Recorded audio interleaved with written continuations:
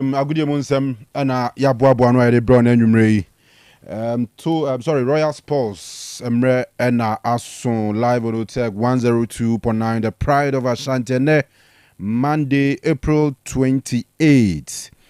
Yetinama kopim 10 p.m. na fi yasori so makwan ama de hoso abawa kwan anwumre be stress do aso be famye na fi why part of this show abra ekosui discussions ekosui nyina awa adwenkyire bia pesa wo de support you and discussions na wo de amaya on WhatsApp 0505225578 0505225578 and afi so opese ODB efa Facebook so a we share live stream in Otec 102.9Fm. We share no na uja comments on YouTube. So no Otec Sports also bura hwa. Obetumi edin komoni nyina bi afa ho na yabo bosso kama na bibia nso akoye. All right, so you better say straight away with the foreign tidbits and Eugene Maradona edi ebewram ni ahwe nsem kakra yabo anu amanone nyame admochna Champions League ho. Champions League no Arsenal womone Paris Saint-Germain semi-final match 1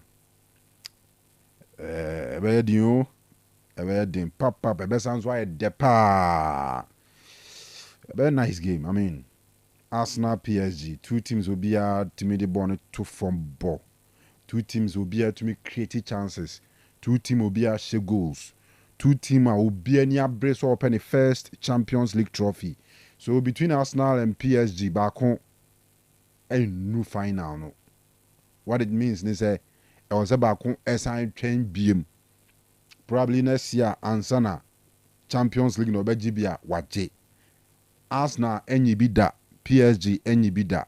Arsenal ebo final in 2006 and I face with 2021, right? And now 2020, and also PSG COVID diano. The Ekobono ewo Portugal no and also omudu final and so Bayern eshe omuje enti PSG foi wamo san be try biem se afi so metumi Arsenal so be try afi metumi enti yanhwe de be free aba first leg eba so ochna na afi Wednesday so no enya Barcelona metna fi na wamone Inter Milan enso abo. So between Barcelona and Inter Milan ba ko be ko final back also be disappointed at the semi-final stage.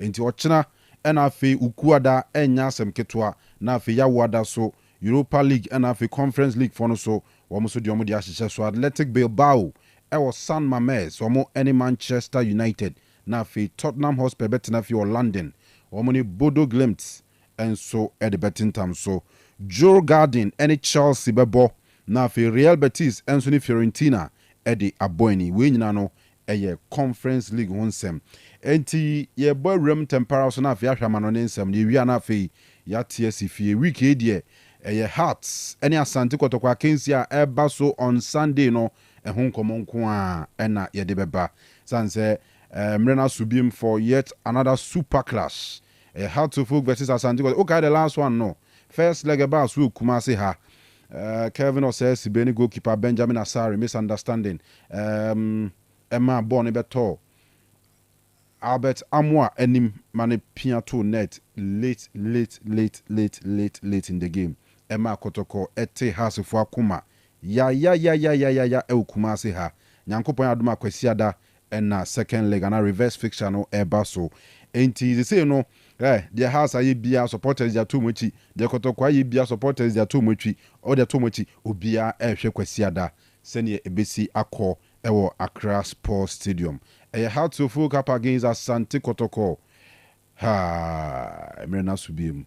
Emreno asubiem.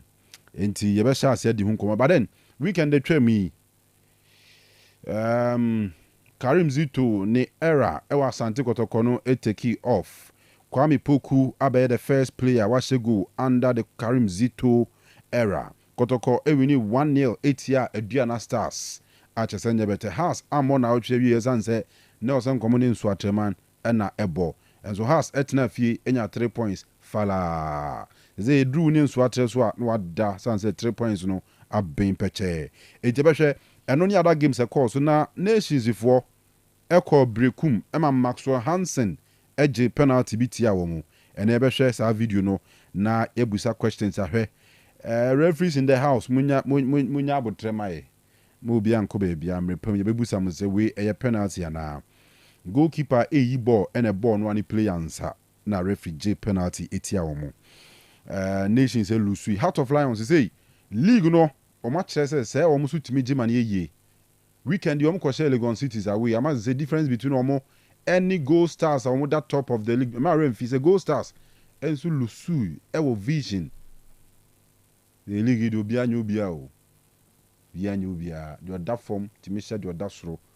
do dam finfin etimi tena fie na do that form abehye no che say ensem pii enti ye behwe league matches e course so weekend yi any akire nsem ketenketen na afei ye de amam weekend yi so Ghana yen players no bebre so bom ho modern Antoine Semenyo eto atena Manchester United for Bournemouth enra e Premier League no mo and then some other Ghanaian players performances no ye behwe mrebema na afei rewura ni nyinam na ye de ho amane enso abom ntima stress wonya fidie ni mfiri ha your friend Kanu together with the crew ya this nsem ni nyina eba temperature so be fly na yahwe de wo amanone ansa na ye ba ye de dia kam ni nyina abremo mesi subiem se yen WhatsApp number no eye 0505225578 0505225578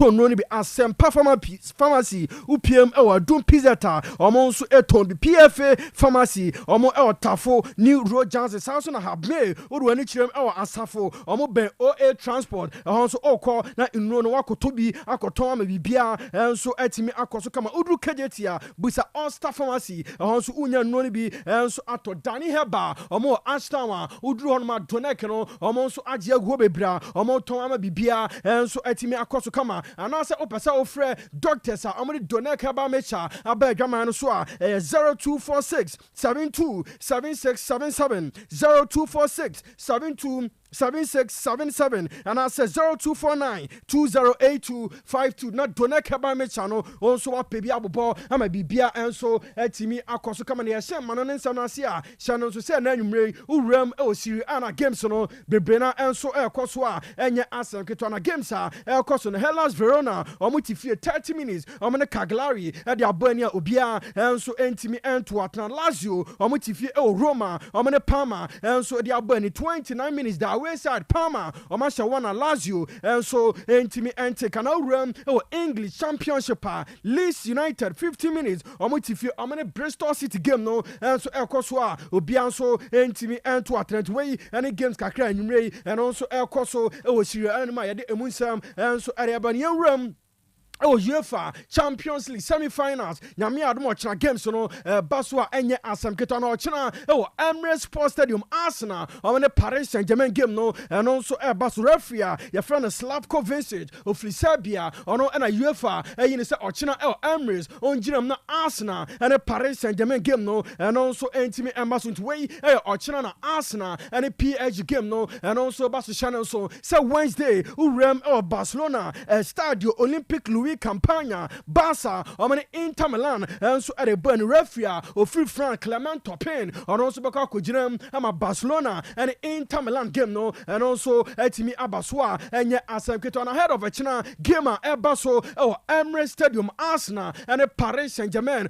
game ebaso no eno na Paris Saint-Germain also etimi anemu 22 man squad omo de abepiem London na ochina twese game no eno to ebetimi abaso na goalkeepers omo Erum no Gianluigi Donnarumma or Matvey Sanavov omo 2 goalkeepers omo so echina omo twese bako enso ebetimi ekipi post no ama Paris Saint-Germain omo Bobokon Ashraf Hakimi enso ekatima omo de abepiem London Marquinhos Personal Kimpembe Lucas Hernandez Sani Mayulu Nuno Mendes Bradley Bacola ono so eka Paris Saint-Germain omo tima omo so ereba bobo etia Arsenal nyame ya adoma ochina Kivicha Kvaratskhelia and Zaire Emery Fabian Ruiz Matvey Sanavo Lucas Berardo Giancarlo Ransmo Ousmane Dembele Desiree Dio William Pacho Vitinha Lee Can-in João Neves Arno Tenaz omni players omo so ochina omo hwe bibia enso ebetimi akoso kama ntisa and also etireti achina a big game and Arsenal and Paris Saint-Germain omo so de buania enye asanketo na channel so say and coach Luis Enrique ono eginam Adama Paris Saint-Germain or Tenasi any central for Eddie Command for a big game and also Basso Emirates and no Anna Luis Enrique or say a big game power now almost Paris Saint-Germain almost so ebetimi aya history now for the first time PSG UEFA Champions League almost so aje eri esi omonas omonim say enye easy it sounds almost against one of the best clubs in Europe and no Arsenal but almost PSG almost believe in themselves say almost so ebetimi enya results ebetimi abomo na finals no omonso etimi apm we Luis Enrique on a china against Arsenal and some waka and the emu enchemu no enso erema na Vitinha midfielder oginam erema Paris Saint-Germain o se game ni de no kra ade se emu be ya diniye papa na game no niaman kitinkiti bi enso ebetimi decide game no de ono so ebetimi are na o se Arsenal omo a very strong side omonso ebetimi ahadwen nyame adoma o china o se both defensively and offensively Arsenal team no omo posi threat it omo Paris Saint-Germain omo so make sure say echina omo so ebetumi put things right na omo so enya results ebetumi abom na omo so etimi awin game the way Vitinha or midfielder about Paris Saint-Germain ahead of a China game no and sama on also area tudwa and the emunchimo no and so area man yefronom nienko PM Arsenal omu bobo kono channel so se ene Mikel Arteta and so tenase and komodiana on also at to tour and no and Arteta or say a China game no a difficult pa against Paris Saint-Germain and is now going to a China game no good news honest Ricardo Calafiori boy omo twese on also ebetimi Aritan no China or play part of gamer or many Paris Saint-Germain and so Ababono na Mikel Merino and Ben White omunyina omotwese echina omonso ebetimi Aritan ababo game ni bi Mikel Merino and Ben White the omopono and a training na omoye no adese omonso etimi join team no amamu training na Ricardo Calafiori de Ancha any likely Sabueno and so ebetimi a play part of a China Arsenal and a Paris Saint-Germain game amonso at the Elburn way Mikel Arteta ahead of a China Arsenal and a Paris Saint-Germain game amonso ababo and all the emunchimono and so at about see a China game no omo a history Arsenal amonso ebetimi ameki na bibia and so etimi akwaso kama into omodie omo count on Arsenal fans no said omoye against Madrid home and away Arsenal and so etimi qualify abe PML semi-final ochina omo san ehwe se fans no asuzua omo beba na omo be support Arsenal team no na at the end of 90 minutes niema so ebetimi akoye ama Arsenal. And the results are in 2 weeks' time. Omuko PML Paria and also Ebetimi Aboa no qualify at their common this season UEFA Champions League him na Gabriel Martinelli and so of winger Edema Arsenal Omu Bobo Kono also Akasai dia for China gamer and also Ebasono or see game where a dream na Arsenal almost a dreamy sa China Niama and so Ebetimi Akoye na UEFA Champions League na Arsenal and so Etimi Ajibi or say adwene sa Arsenal team kese say na UEFA Champions League no omonso entimi NGB or say club no omo deserve better eti omo as Arsenal players no omo make sure say this season UEFA Champions League no omonso ebetimi aje e de esi omo na so ama bibia enso etimi akoso kama wey Gabriel Martinelli or Arsenal player and some waka ahead of a China omo Paris Saint-Germain gamer and also Barcelona UPM or London they say Arsenal almost training no and also etimi ekos when you preparations are amoye send a bear China niama enso ebetimi akoye ama Arsenal omu bobo kwenenti Otec 102.9 your Facebook uram YouTuber Otec Sports and training Arsenal amonso sober reality training center no pictures in etwagua oba onso ebetimi enjoy bi ama bibia enso etimi akoso comment China de a big game and Airbus or Emirates Sports Stadium Arsenal and Paris Saint-Germain also at the Albania for UEFA Champions League stories no Asia near Rome our trending stories and also fly Rome our Bayer Leverkusen almost share so amount to everything I am first signing of the summer national so player and also see a kind at the Hertha Berlin Ibrahim Maza there's a Bayer Leverkusen Comodiano and also Akonanim Yepa Omane Hertha Berlin almost just a bueno and Chamobetimi are confirming in summer next season about to us a kind at the Bayer Leverkusen Bobo say 12 million euros and a Leverkusen and so Etria at the Hertha Berlin na Ibrahim Maza next season we about to also Siakan at the Omo club no way a news Uram El Bayer Leverkusen and also if you maso Banya di Munchimono and so at the amount na Liam Rosinier and also a coach at the Strabu Omo Bobo Kono Uram O Liguana this season Strabu and that's Omo performance no I saw any year pa and no and Liam Rosinier news Eba and it's a coach no and so etimi extending the contract no around 2028 or twaso abadwuma e dey Strabu omo Boboko no Shannon so say contract extension on also etimi assign no but with huge salary and Liam Rosinier and so answer Eka or Strabu or Bobo Contway. Any good news are Uram or Strabua and also if you want Ebana Shannon so said Nanos Enra and a Liverpool almost edge 20th league title. Now Enra or Amford na Enyamsem Ketua Liverpool or players no or supporters no na AHS and EGSM and almost edge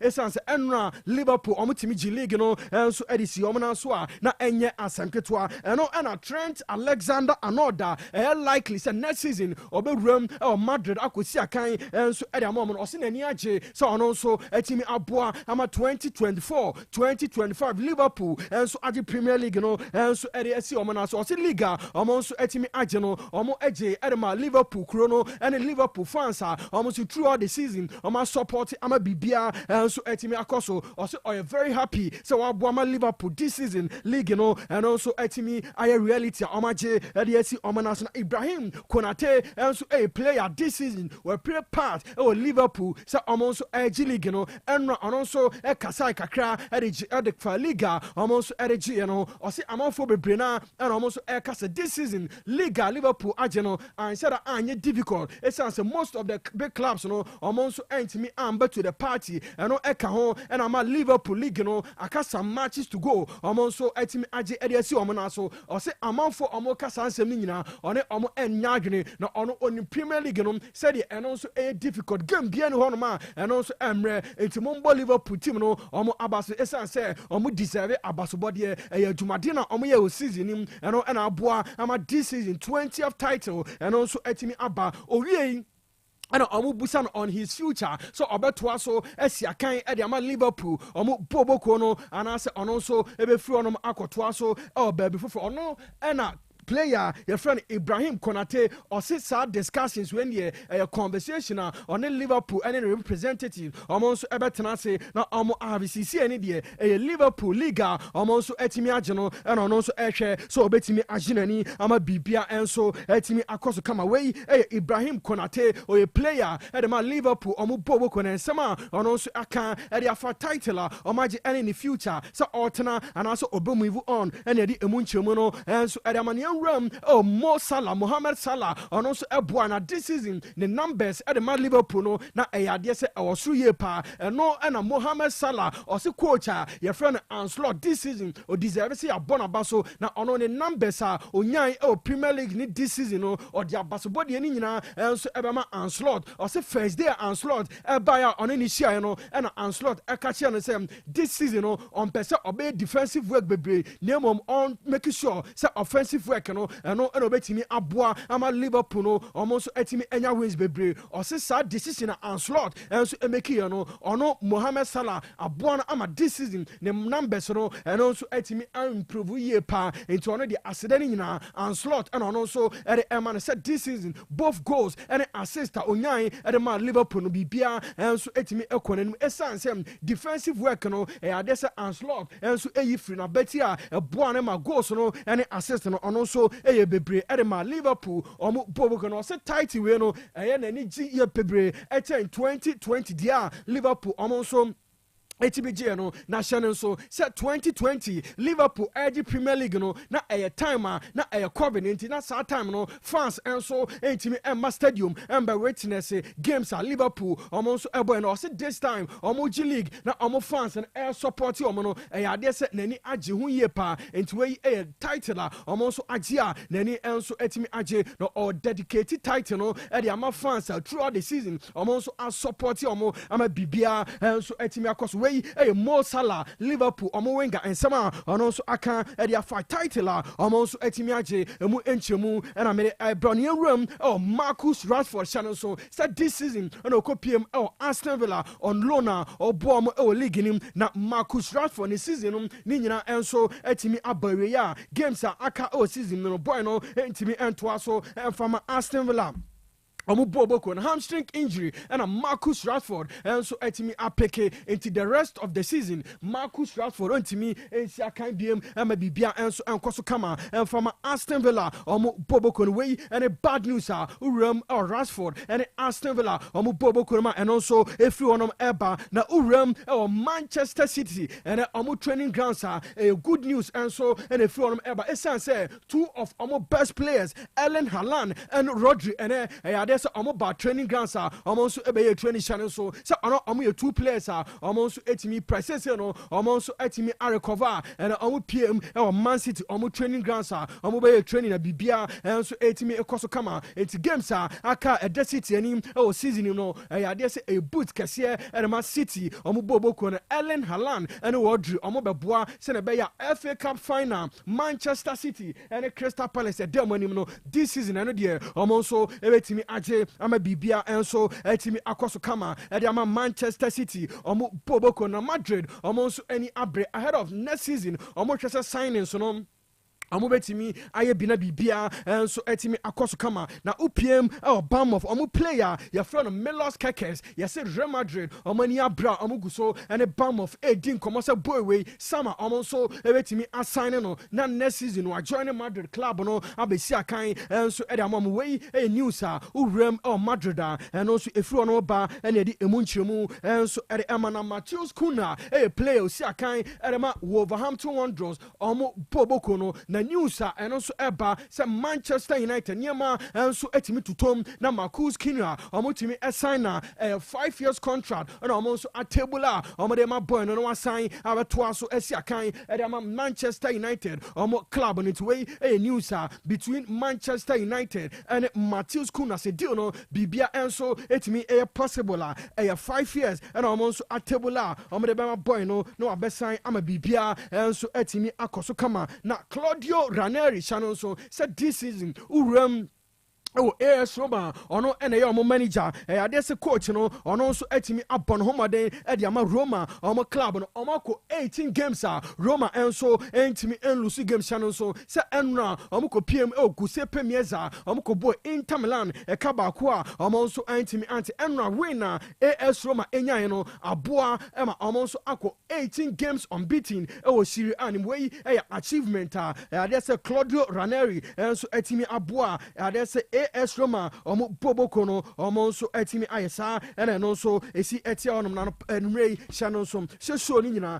Otec School of Journalism omo nso aso yasene ene edi dwumadi no enso ebro so odaye so ene se ensantwa dwuma ayeye eno bi ena also opesa wo ya channel so se Otec School of Journalism and Communication Studies and also ode wani kire na obeto form se na be ya school no onso obetimi ababi se onso opesa sports ayeye opesa oye bia ni nyina no Otec School of Journalism and Communication Studies oba na also abegentity amaniema so etimi akoso kama a diploma in journalism and media studies and onsa so etimi aka national success school no affiliated to NAPTES oba na uwie school na ya say national service no also obekwa akoye ama bibia enso etimi akoso kama e ama na course sa oba oya no your newspaper reporting, broadcast journalism, media law and ethics, public relations, marketing, communication skills, investigative journalism, blogging and vlogging, graphic design, virtual mix, audio and video editing, ebi and also opesa oyi usua na eboa ema journalism bibia and so akos kama erema wa bra Otec School of Journalism and Communication Studies na nyina no yanchira na bibia and so entimi and koso kama enfam odia no hosting and answer presentation, accounts, news presentation, sports presentation, DJing ni nyina oba na aboa ama bibia enso etimi akoso kama enso ediamante Otec School of Journalism oba na bibia enso etimi akoso kama uram mensia runabout onso ubusa Otec FM obia enso ebetimi acho urama yes entrance on audio busa sa open administration of Otec School of Journalism and Communication Studies obia enso abecho na onso waje ofom abesua de ama niema enso etimi akoso kama anasa audio fanambesa mi besisi so na numbers na inchemu a eche media empanyfo enso enfama offer 0547 823 005 0547 823 005 and I say 0243 842 007 way Otec School of Journalism and Communication Studies also about ama odai so also obesa o yensentweni no bibia enso etimi akoso kama ere ama Claudio Ranieri send na make a record and also etimi aya wako 18 games unbeaten ere ama AS Roma omo boboko no would break down no say and also etiti channel so omo share Parma by 5 goals to nil omo AC Milan ebo 1-1 Roma eshe Lazio 2-0 omni Bologna ebo 2-2 omo she Genoa by 3-1 omo she Udinese by 2-1 and omni Napoli ebo 1-1 omo she Venezia by a goal to 0 Roma etwa so eshe Parma by a goal to 0 omo she Monza 4-0 omo she Empoli 1-0 omo she Cagliari 1-0 eshe Lecce 1-0 omni Juve ebo 1-1 omni Lazio enso ebo 1-1 omni Hellas Verona enso ebo ya omo she Hellas Verona by a goal to 0 and Enram Roma assign eto aso a omo she Inter Milan baako a omo nso entimi atintiwe record a Claudio Ranieri ono nso etimi aye ama AS Roma omo boboko na bibia enso etimi ekoso kama na Pedri this season or a player ma Barcelona omo boboko na after say nano Saturday Copa del Rey and also ekoso Sevilla Barcelona she Madrid kamiensa Madrid ete kanamu mienu eno na Pedri enso edi nkomo kakra o say this season niama koye edema Barca omo boboko ni nya yemfa basobode no ma coach a ye friend Hansi Flick or say Hansi Flick enso ebe arrive Barcelona omo club no ade se waboa ma niema enso koye edema omo club no or say oyo coach ase okonanim na okoka bibi ekire no ono nso ehwe ede ye adwuma ma bibia enso etimi ekoye enti eno Pedri abasoba ono nso ede ama Hansi Flick or so waboa ama this season Barcelona niema enso ekoye edema omo club na bibia enso ekoye ntiwe Pedri ensema ono nso aka ede afa Hansi Flick said ono nso eboa ama niema enso ekoye edema omo club na emunchemu ene yede ema na Manchester United shane nso se Robin Amorim ono head coach edema Manchester United na news a eba ene se Robin Amorim or twese sama Manchester United players no obeja bi kwan na inclusions ni bebre na enso etimi aba esanse players ni bebre na Robin Amorim ejidi se amonso flop Manchester United into ononso ehwe se next season Man U amonso directors ne eba na signings ahodo no amonso etimi aye na going forward niema enso etimi akoye e Manchester United omo club no o se this season niema enso anshada ankoye anfama Manchester United unto ose sane ma wenyina no ogidi se ebia ebetimi affect Manchester United or transfer but ogidi se omonso ebetimi ahwe na players a omobehia for next season no omonsa enso etimi aka ama bibia enso etimi akoso kama we Robin Amorim coach edema Manchester United news a ononso ede abane edi emunchemu no enso edema na Carlo Ancelotti after say nano Saturday Real Madrid enso entimi anje Copa del Rey no uram the corridors of Madrid news eba and said this season a bewe ya anhwa panyin no Madrid omonso entimi enen entoaso ema coach no ononso entoaso enye adwuma enfama Madrid boboko no esas omoni se Carlo Ancelotti this season Madrid niema anshara ankoyem UEFA Champions League nim and league no resource bia niema anso entimi anfa no Carlo Ancelotti okan ho ena ni nyina enso etimi eba nti omo hwe se by the close of the season Carlo Ancelotti omonso ena no eba party ways na news no egusu a eba se Ancelotti on Madrid enso a party ways a ononso eba ka kopiem Brazil omo national team num akwa sign contract ede amomo atoa so abadwuma enso ede ama Brazil omo national team na bibia enso etimi akoso kama enso ede amomo club no wey news a enso efu onom eba ene ede emunchemu no enso ede amount sam and then also a TT Oha and also AC Etia na Uram China Gamer and also Basso Emirates Sports Stadium Arsenal Omane Paris Saint-Germain a big gamer and also Ebetimi Abaso National so set Thomas Tepate China on also Entimi Ensiakai and Fama Arsenal Omubobo can essence gamer Omane Madrid a boy or quarter finals no on also Etimi Edi Yellow Casa and also Amana Mese or China Gamer and also Abaso and all and Mikel Arteta or say a huge blow at my Arsenal Omuboboko essence Thomas Partey or an important player at my Arsenal Omuboboko Sunina no Omedinina air to Almighty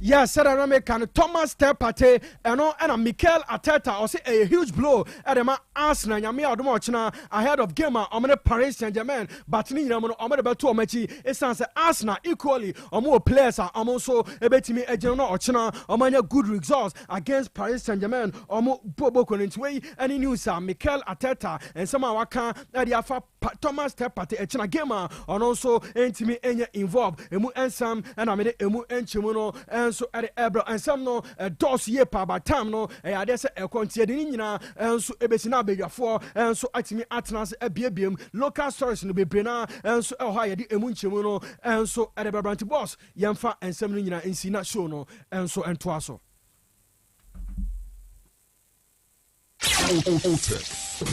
Otec FM 102.9. Don't touch that dial.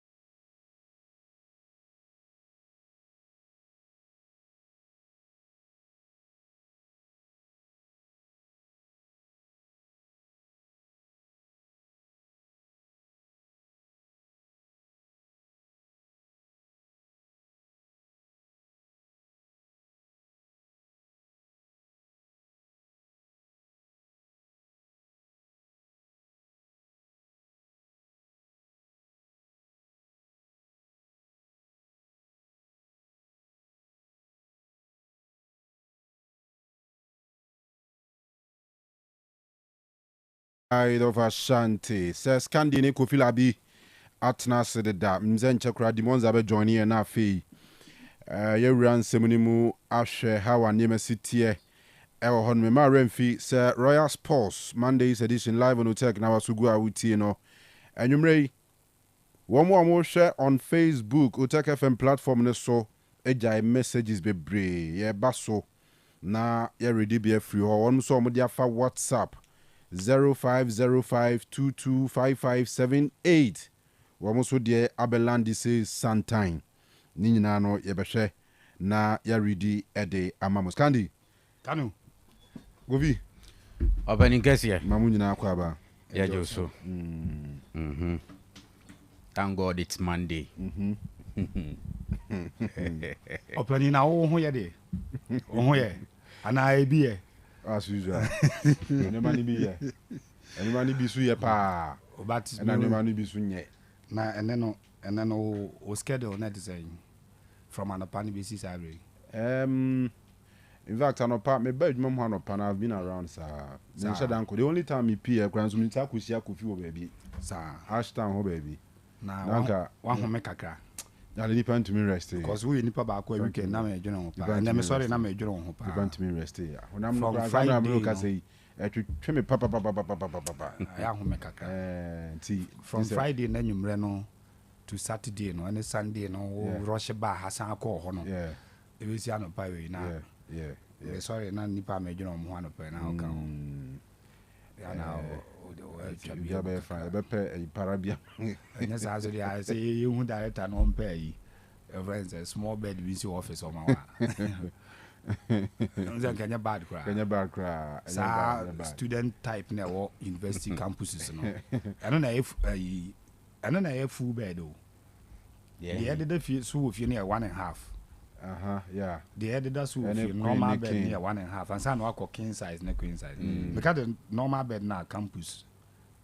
Then back with the boss office or man. A Breno Dawson. If you dear cry, and so no had the end. No, if you need the if you're not stressed for how I could rope a source and rush about. But in between time, Kakrabuna be 2 hours be. Nanko cool off Kakra. Me just say, everybody says here, baby, I'm Jimmy will be and I'm Zim to table so Kakra. I need 15 minutes, 4 missed calls, phone a vibration room at that table, so me did that our table. No, so 4 missed calls, man, to 1 cry. Oh, I don't know your bed, no. 4 missed calls, man, to 1 cry. But it's all good. You know, Sure. For God and country. Sure. Ovi, Aquaba Bium, Major so opening case here. Another remind him sending money being yet, and you tell us when I am querying, man, and I said, in Oh, there, as usual, and the money be yet. And obi obi timi aboa me bia ye bia no na chese Onyana from ah onyana from what we go from Enya pemu aka asha na no ache. All right, yeah asem na no okay, you better take you off, but me person me spare me some few minutes now. Me dey read amount for comments and sana ya ba beto aso yen sha same free yen WhatsApp wo we from grandpapa Atrima Nebehi. The downfall of Real Madrid is not the end of our life. Madrid will bounce back strongly next season. Greetings to Alasti and Eugene Maradona. It was a good evening. I'm enjoying the show at Feyase. You guys are doing a great work. From Isaac Chum. Feyase, the is a Japita, a Pentecost Junction. A Japita Herbal Center. So, you know. Oh, Oba, a Asemeba debut. So. I think on every Wednesday, Japita, heavy power. Japita say, I'm in channel radio, so. Japita, I was in bomb modern.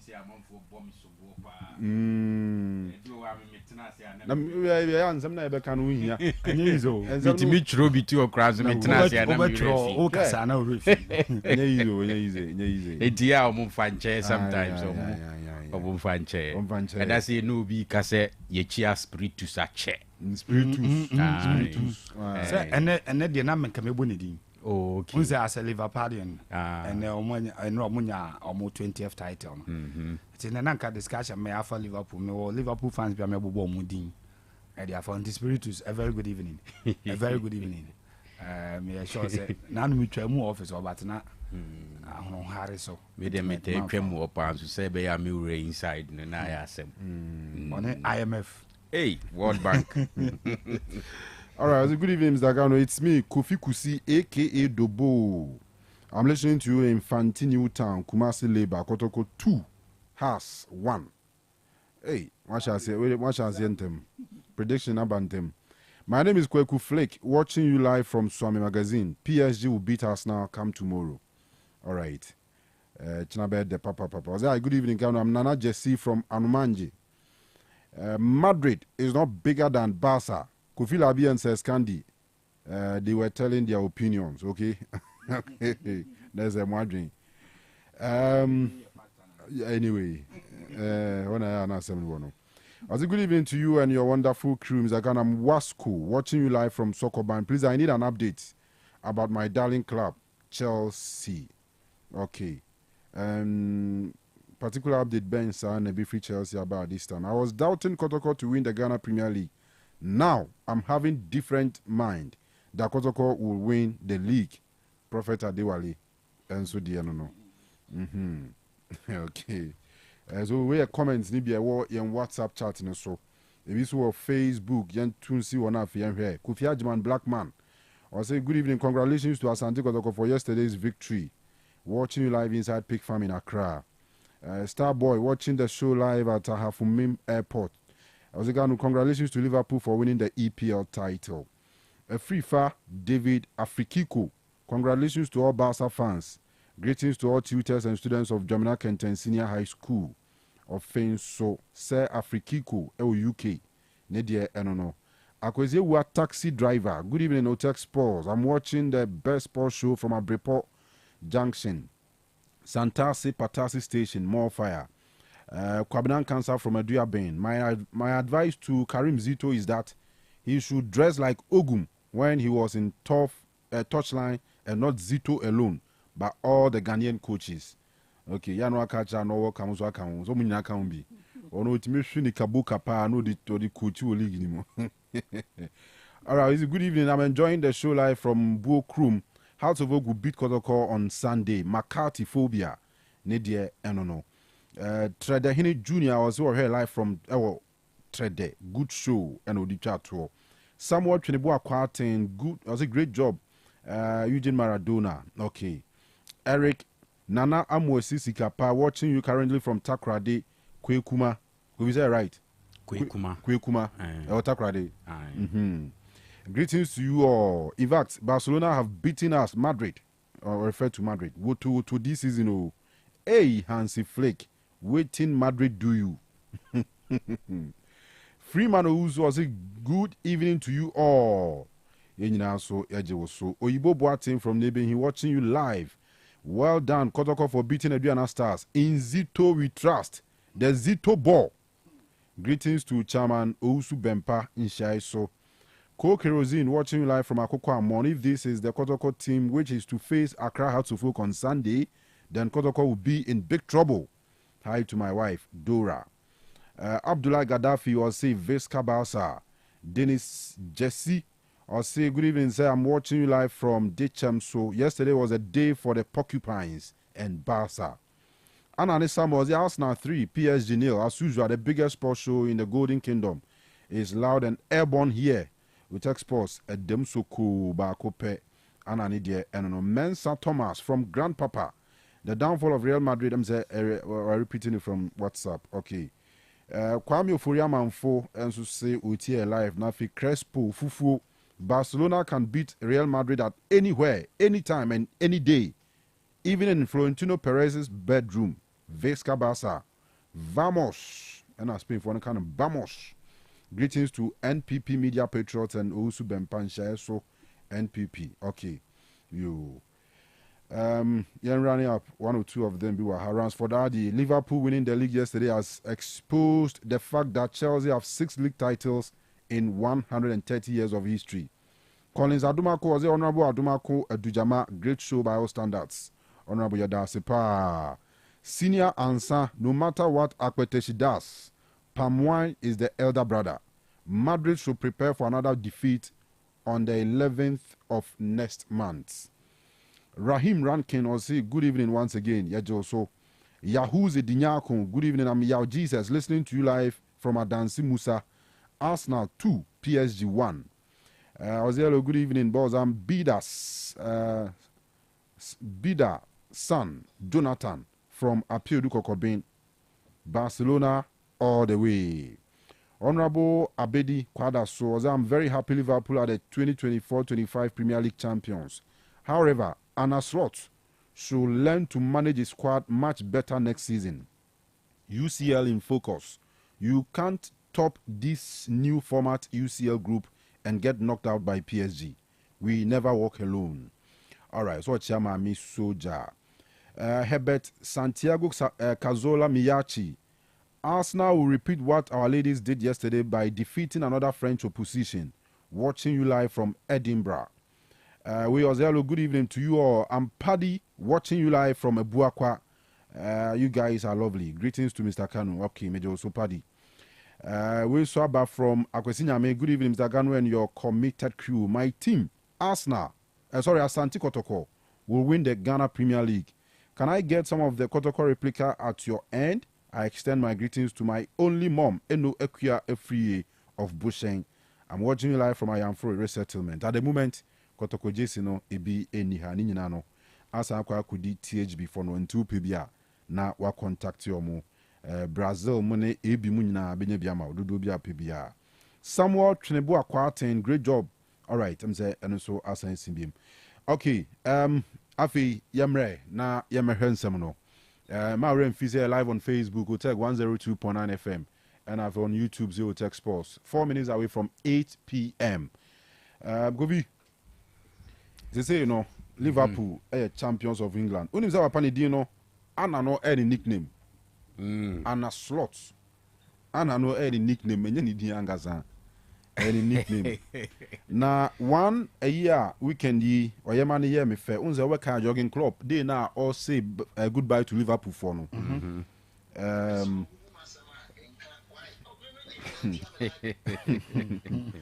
Or to Nyombi or introduce Liverpool next coach or say Anna Slot la la la la la. Or to the Newman supporters need 2 more munina who's ampa or new coach Anna Slot no. Enra Anna Slot so G League, one also Tonyum Edema Jürgen Klopp. Archer say, one also Sanyum na why any remix. Eddie Jürgen Klopp, the name in appreciation for the ex-Liverpool manager. In fact, for this generation of Liverpool fans, Omunina any the experience of celebrating a league title in open dates and race and in Liverpool, the streets of Liverpool are now is so amazing. The pardon, tens of thousands of, we got hundreds of thousands of people. And it is in Montana. Because the last time I Liverpool G League, not supporters, no more shed them because of COVID. But this time round, I couldn't buy Emma Omutumi and supporters ne kabo mintinra na nyasem kuma. So we adwa to get here. Liverpool post to know. The picture be a Liverpool food try no womb. Okuta no okuta DB. I say fire we be. Flash fire. Me who listen why post be on Facebook. Yeah, Liverpool post 2 pictures be a none of the account. The way a man I know celebrate Paula Mantem for Paula Mantem cameras never capture the pair. Usually a real one. Oh yes, and your Photoshop. Now picture no Liverpool for post 2 and what cool 2 picture and what repost 2 no say dreams do come true. Who's a Liverpool fan can see. Sure. Yes, and Liverpool ni kesi ni shape na nechino. All right, share timer na ana slot tonium. In fact, yen ebe kai on kakra with Jürgen Klopp dia ni wi ana fe ana slot dia no so atwa so. Okay, yankwe. Ana slot la la.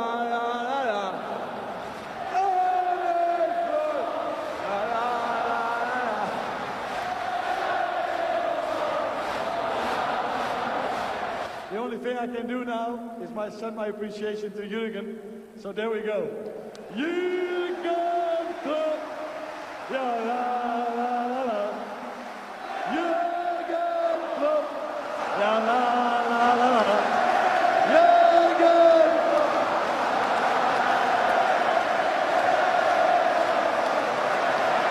Yes, they are absolute scenes. And now Anfield, then in the streets of Liverpool, and now Merseyside, then Yasem Ketwa, Liverpool for Painty, baby, are red. You be who are koko. Now, no Tottenham for me, name the Oku 2 move for some Zanko first goal. Just Tottenham, so Yamian Krika, Cranny Kusianko for your final. I dare the Bayo Europa League. Or Mumu Yemi on that. Kovi. Yenya 15 minutes be best from 15 enough 15 minutes there wait me they analyze the story we see so even 10 stories 15 minutes should be enough, but just before that yenti ana slot after Enra game no that look today, Virgil van Dijk was speaking about how important it was for everybody to be in red. It was an absolute spectacle, and it was just a cauldron of noise right throughout the entire game today. Yeah. Yeah, it was. But I think even before the game, it was already clear that we couldn't lose this game. The way we arrived here with the bus, I think everybody who was sitting in the bus felt there's no way we're going to lose this game. And of course, the boys thought, let's make it difficult for us again to go 1-0 down. But they always find a way to win. So send them the appreciation. How was it possible, this wonderful football team, almost untouchable this year, you did it with games to spare. How proud are you of the players this season? Incredibly proud. But not only on the players, I think everybody knows what the effort they've put in this season and for the last few years, but the people who are standing here, FSG, sports directors, everyone, my staff members, we should give them a big round of applause as well. Just one more, if I may. There's so many inside this ground that will have never seen this before. The fact that COVID robbed us of the opportunity to celebrate it all together. I know the other night it could have happened without playing a game, but how important was it and how emotional was it that everybody was together to celebrate this monumental moment?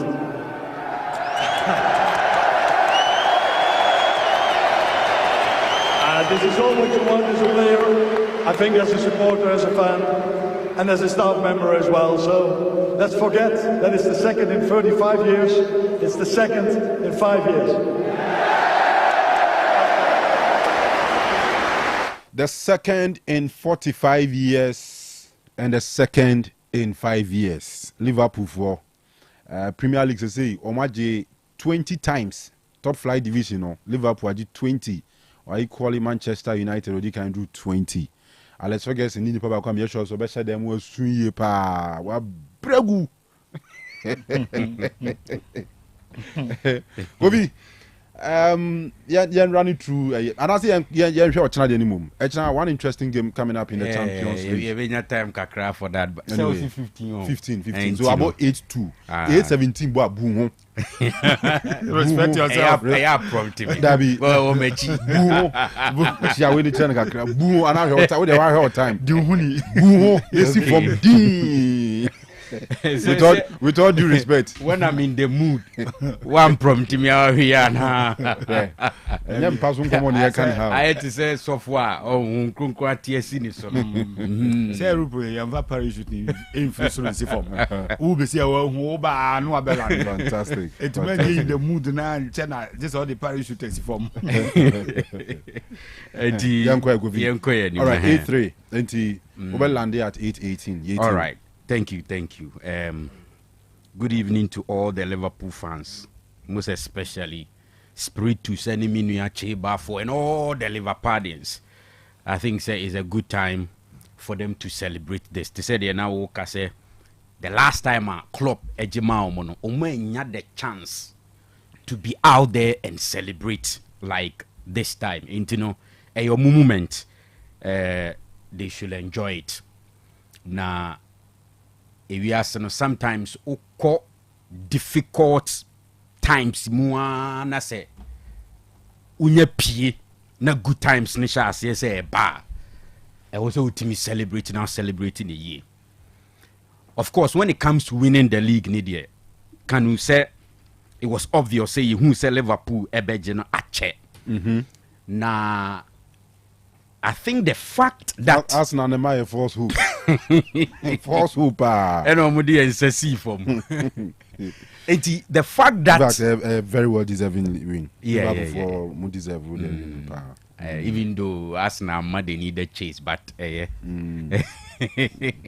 so but me sure say more to it the fact say equal Manchester United 20 no. And I am there. Oh, me sure say Liverpool fans no idea. No much Chelsea for. Oh yeah, they see any interest. You need interest, yes, say. So, yeah, from there. So, especially Abramovich Befa team, but yeah, gurus in the Premier League history, yeah, Premier League. Yes. Oh, Chelsea can. Okay, my main can say league, you know. Okay. Uh-huh. Premier League era need here. Uh-huh. Aside Man United, City, Chelsea na next. Yes, but see a Chelsea I think want more Premier League titles than Arsenal. Maybe. Yes. Say Arsenal. Yes. As a Premier Wenger, League. I think as in Wenger, Yeah, but Premier League need Chelsea ahead of us. Chelsea before Jose Mourinho number 1. Now Abramovich buy no crowd there. There's no club in London. There be London, they normal league na eketwa or the MPJ Monkosoro. There be so or the compare Arsenal. Okay. Or the compare Arsenal. Abramovich prefer team need there no club in London. And back close to the Chelsea here. But I'm saying say in all fronts. Yes. European competition. Yeah. So ntienu po there on. But who can be able to say league no. Enye Premier League era no kwana. Ye kaka ho. So what you say? It be based on how you want to have a conversation. Ubetimi limit you to the Premier League era. But since I started say it be a change of name. So but the competition is the same. That is why I'm saying say all in all, United were 20 league titles. They say Liverpool so can boast of 20 league titles. So and the conversation No, yeah, as United for the yeah, come what say high cry. But was say hamu. Okay. Me baba chiro ade kakra binti was say hamu. They say Champions League United more 3, right? Liverpool 6. Yeah. And league. They say omonema about 2020. FA Cup they said they wanted to do Arsenal 14. United was 13. Okay. FA Cup titles. Liverpool 8. EFL Cup no. Liverpool and Ajidu kuta 10 of the EFL Cups. And United they kuta 6. A City ahead of Manchester United when it comes to the EFL because City is winning 8 times. So that is the EFL. Then you go to the Shield. The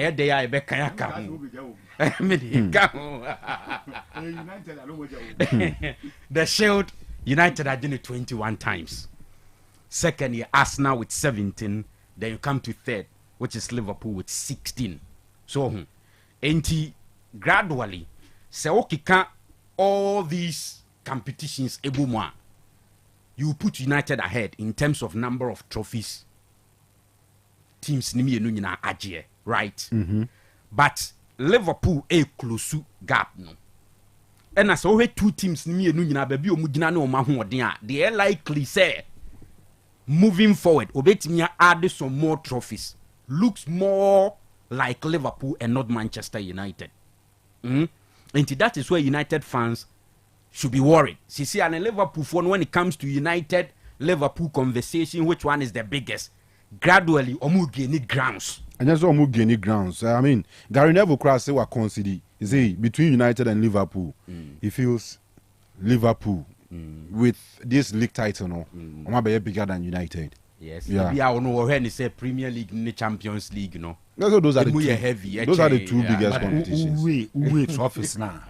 I think Liverpool for now the most successful English club. Yeah. Yes. Yeah. There's way a man union faton chain. Okofa Shield need to be guma. Shield no cutting guma in FA Cup. Man has no desire, but straight away I think say very obvious. Even without this title, no, with 6 Champions League titles. And United having 3 no. And the Europa League, and I think some more match United. Sure, because some more European Cup, Winners' Cup. No. Yes, and I was just going through head to head. So, for head to head, is there any English team? What say United more than United? I say no. I'm sure there's none. Yes, because United were 83 wins. This is more than United were 83 wins as against Liverpool 61. And a 72 IND in a draw. Total knockout. But so we will share the largest victory, and it went for Liverpool. So that's 7-0 victory over Manchester United. That's the 2022-2023 Premier League season. And you know, but Kofi Kasoso, no team has beaten Liverpool more than Man U. Team BN watching Liverpool more. I said the man you actually Liverpool. Okay, all right. It's a table near the bus are the Madrid war. And can we see? Say Munya worried, but you must be worried. To be honest, you must be worried, sir. Baby, I Liverpool about big idea. Say you know, money more dia face so. Oh, but kakrebi on this one. And a slot at your year, you know. Ebia you may not understand. So maybe I'll be funny say something that he just did. But Kanu, I think say na crucial. Unim, this very season, me assure say Liverpool ejina baby umutimi pushi be far title no. Because na foundation no fapem no na club abuild their two dada. To be honest, and slots any leading team no magic trophy no.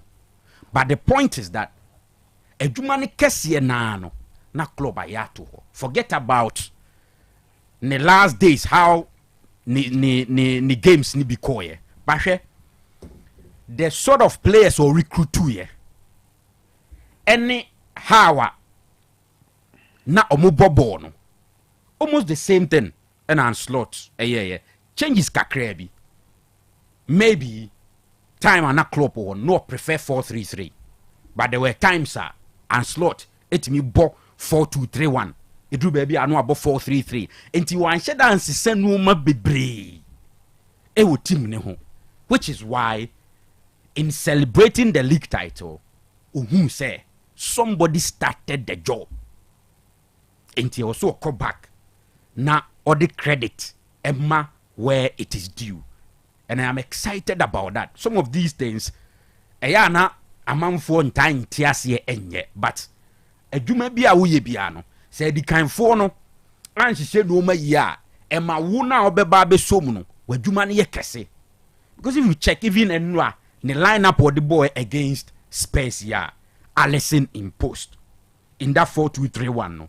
Arnold, Konate, Van Dijk, Robertson, Gravenberch, McAllister, Mo Salah, Soboslai, Kaku, and then Ruben Diaz. Luis Diaz, sorry. All these guys were recruited by Jurgen Klopp. Into Jumani there, wherever Klopp is, I think, sir, Ottawa, he will be excited. And Liverpool for so actually clearly say he's gone. Obia Babi take over. But who he has to appreciate to lay the foundation right. And you know, it's a very good thing. And a Liverpool for now. When you say yeah, slot unkwao. Liverpool as a team cry issued a statement before the game against Spurs Enra, recognizing where Klopp ebe for team ni free and the sort of believer or the best share Liverpool team nim say they can still be there again and compete at the top level. Inti kudos to them. They are kaye hawa ombe tuasu next season, and they should pray that players like Mohamed Salah ebe fit na continuously for the last 8 years the sort of performance or diabano esontie because ye koye nimuno onyini his agent and a basa legs no tired. Inti if you are not careful, you may not have the same performance. And Sekobanisa, that is where the issue is. And you know, kudos to them. Spain for an idea. I think said Nra, yenya enough time eka classico ni huasem. And I just don't want to go back to it. But idea ba kwa mehu ene that apology from Rudiger that the actions against the referees on the day, they are unacceptable. It's good that Wabba out to issue that apology, but the law is the law. And to me, sure say whatever sanctions that must be applied, it was say or more apply so that moving forward, players be careful how they conduct themselves in such situations. So, okay. But see, because of Barcelona divided attention with the Champions League on the table in addition to the league in T. And Madrid that believes say so mutimi pushia ebia betimi a catch up and probably win the league because see after 33 games 76 points for Barcelona and then 72 for Real Madrid. Difference near 4. Okay, yeah, but 38 games. So we are left with 5 more games to go. So what you are saying. Now if you check, Madrid next game will be against Celta Vigo. From there, then Omakobo against Barcelona. Munjik Stadium ho. No Omakobo, the next game against Mallorca. No more Sevilla. Then they will come and play the last game against Sociedad. So that will be week 38. And the next 5 games now is against Celta Vigo, Barcelona, Mallorca, Sevilla, and then Sociedad. So these are the opponents. I think, say, apart from Barcelona, all the other games they can manage to win. Against Barcelona, I also Ebebo against Valladolid. That will be the next league game. I know 3rd of May. From there, they'll go and play Real Madrid at home. It's also crucial for any of them. Now, beyond that, Barcelona Kobo Espanyol, we have above Villarreal. Now, we're winning La Liga season away to Bilbao. And so mu pushia with the Champions League in addition to the league, any sad divided attention, Ibia ombetimi enya a place in here, right? And that is it. All right. Meet me akomani man ase brena so. Oh, your time now. Some cut on say. Me refi aso. I got 2. Okay. You the young ko Arsenal. Echna. In the Champions League against PSG. Kanu ade ba ko ankofo refi ni say. Aside everything this season, Arsenal share this PSG side. The league phase of the Champions League, I think it was in October. Ewo Emirates Stadium, Arsenal share this PSG side by 2-0. Havertz and Bukayo Saka enya the goals for Arsenal on the day. Now I was just going through the lineup. Now the difference ain't shed that and no so this time round. Okay, so in that fateful day when Arsenal beat PSG by 2-0, it was David Raya in post. Echna the on one them. Timber our right side, he will play. This time Calafiori will not be there. In his place, Ebeye Abrante Feno Kelly, Lewis Kelly, right? And a center back pair, because Gabriel Enihunti, it will be Saliba partnering Curio, right? In Finfinho, this game, it will lead face, about 4 in the middle. Bukayo Saka, Thomas Partey, Declan Rice, Martinelli, Ena Ode Trussard, and Kai Havertz. This time, it's obvious. Said the Arteta and he said that's what about 4-3-3 and also about 4-2-3-1. Say a 4-3-3. What you do, ni say Obebo Partey, Declan Rice, Odegaard, 3 in the middle. Na wabo Mikel Merino, Bukayo Saka, and Martinelli, right? So about 4-2-3-1 so these are the guys or the Ombebo. So but it looks more likely say Obebo 4-3-3. But I say, Ushe PSG in so line up no the ball against Arsenal on that day. Now Donnarumma was imposed. Echenede on better. Back 4 on the change Biamaho. Nuno Mendes on the left, Hakimi on the right, William Pacho, and Marquinhos at the center back pair. In Finfinho, you see Vitinha playing, Joe Neves playing, in place of Zari Emery. Our boy in October, no, Echna, most likely say Beya Branche friend Fabian Ruiz. Lee, our starting here against Arsenal in October, Echna, he will not be there. So you are likely to see Dembele, Kvaratskhelia, and then Bradley Barcola, Anase, Desiree Doué. So, and I think, say, between October and now, a lot of things assassin. Havertz Brian Arsenal at a point, in addition to Bukayo Saka, they were really bleeding. But Saka back Anya Hikran in the last 2 games against Real Madrid in the Champions League, they've proven say omo a very difficult side to break. Inti both teams ni nyina no enoma sesa kakra, and I can say they have improved, but I see PSG say omo no more balanced a chain Arsenal, and they are playing, and I think say first leg they have to make sure say ombenya a favorable scoreline. The last time they visited England, it was a defeat to Aston Villa, but eventually umunya qualification because of the first leg results. But omabeshe Liverpool so ewo Anfield on the English soil, and that is where it looks tricky. In the Champions League, 2 times no man visited England ni nyina no, they've won 1, they've lost 1. But eventually, Ninyano umunya qualification to the next stage.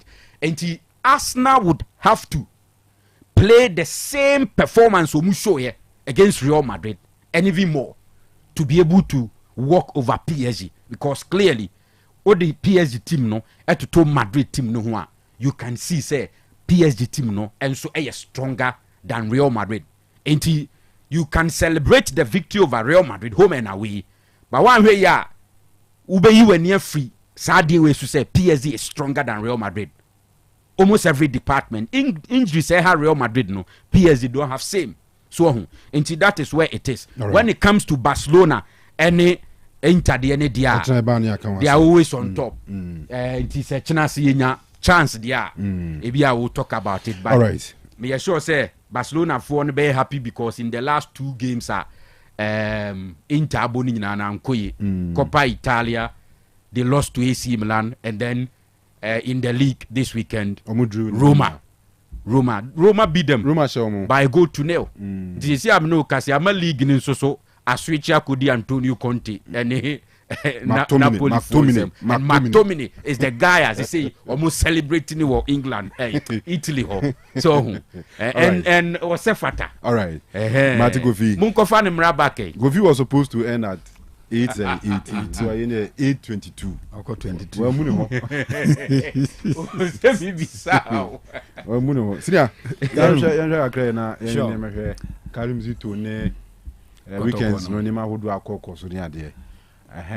Me da say mame Charlie Liverpool fans no umpo said ye certain commodity no omo adwuma omaye this season no obviously not the best in the last 10 years no, and then they the best because as it stands omo 82 points, 4 matches to go, omo 12 no kra kan ho a e de ombeko 86 points. Liverpool have lost 96. Liverpool have lost the league with 97 points. Ewo under coach FN Jurgen Klopp, Pep Guardiola mum a winning title no, but a decent results and now munya and run and the atmosphere na normal created that no.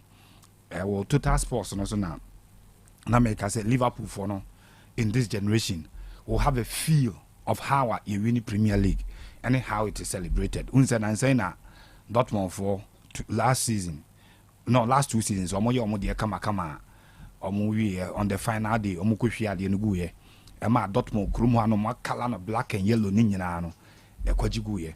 But Liverpool then was only in waiting because there are even 4 more games and runs so Mulusi Kwana they could still go on and win the title, and the fashion in which they are very beautiful. Congratulations to Liverpool, and I think Anna Slots Ebayano Adia Bakwa Wayamomo. And they say this squad that we felt say at a point at the end of the season, Liverpool may have to look back and some areas be where it be some touchy because from last season, clubs from Saudi, Ejina Salah, and Alisson Becker, a consul, or more per Majo Modiaco.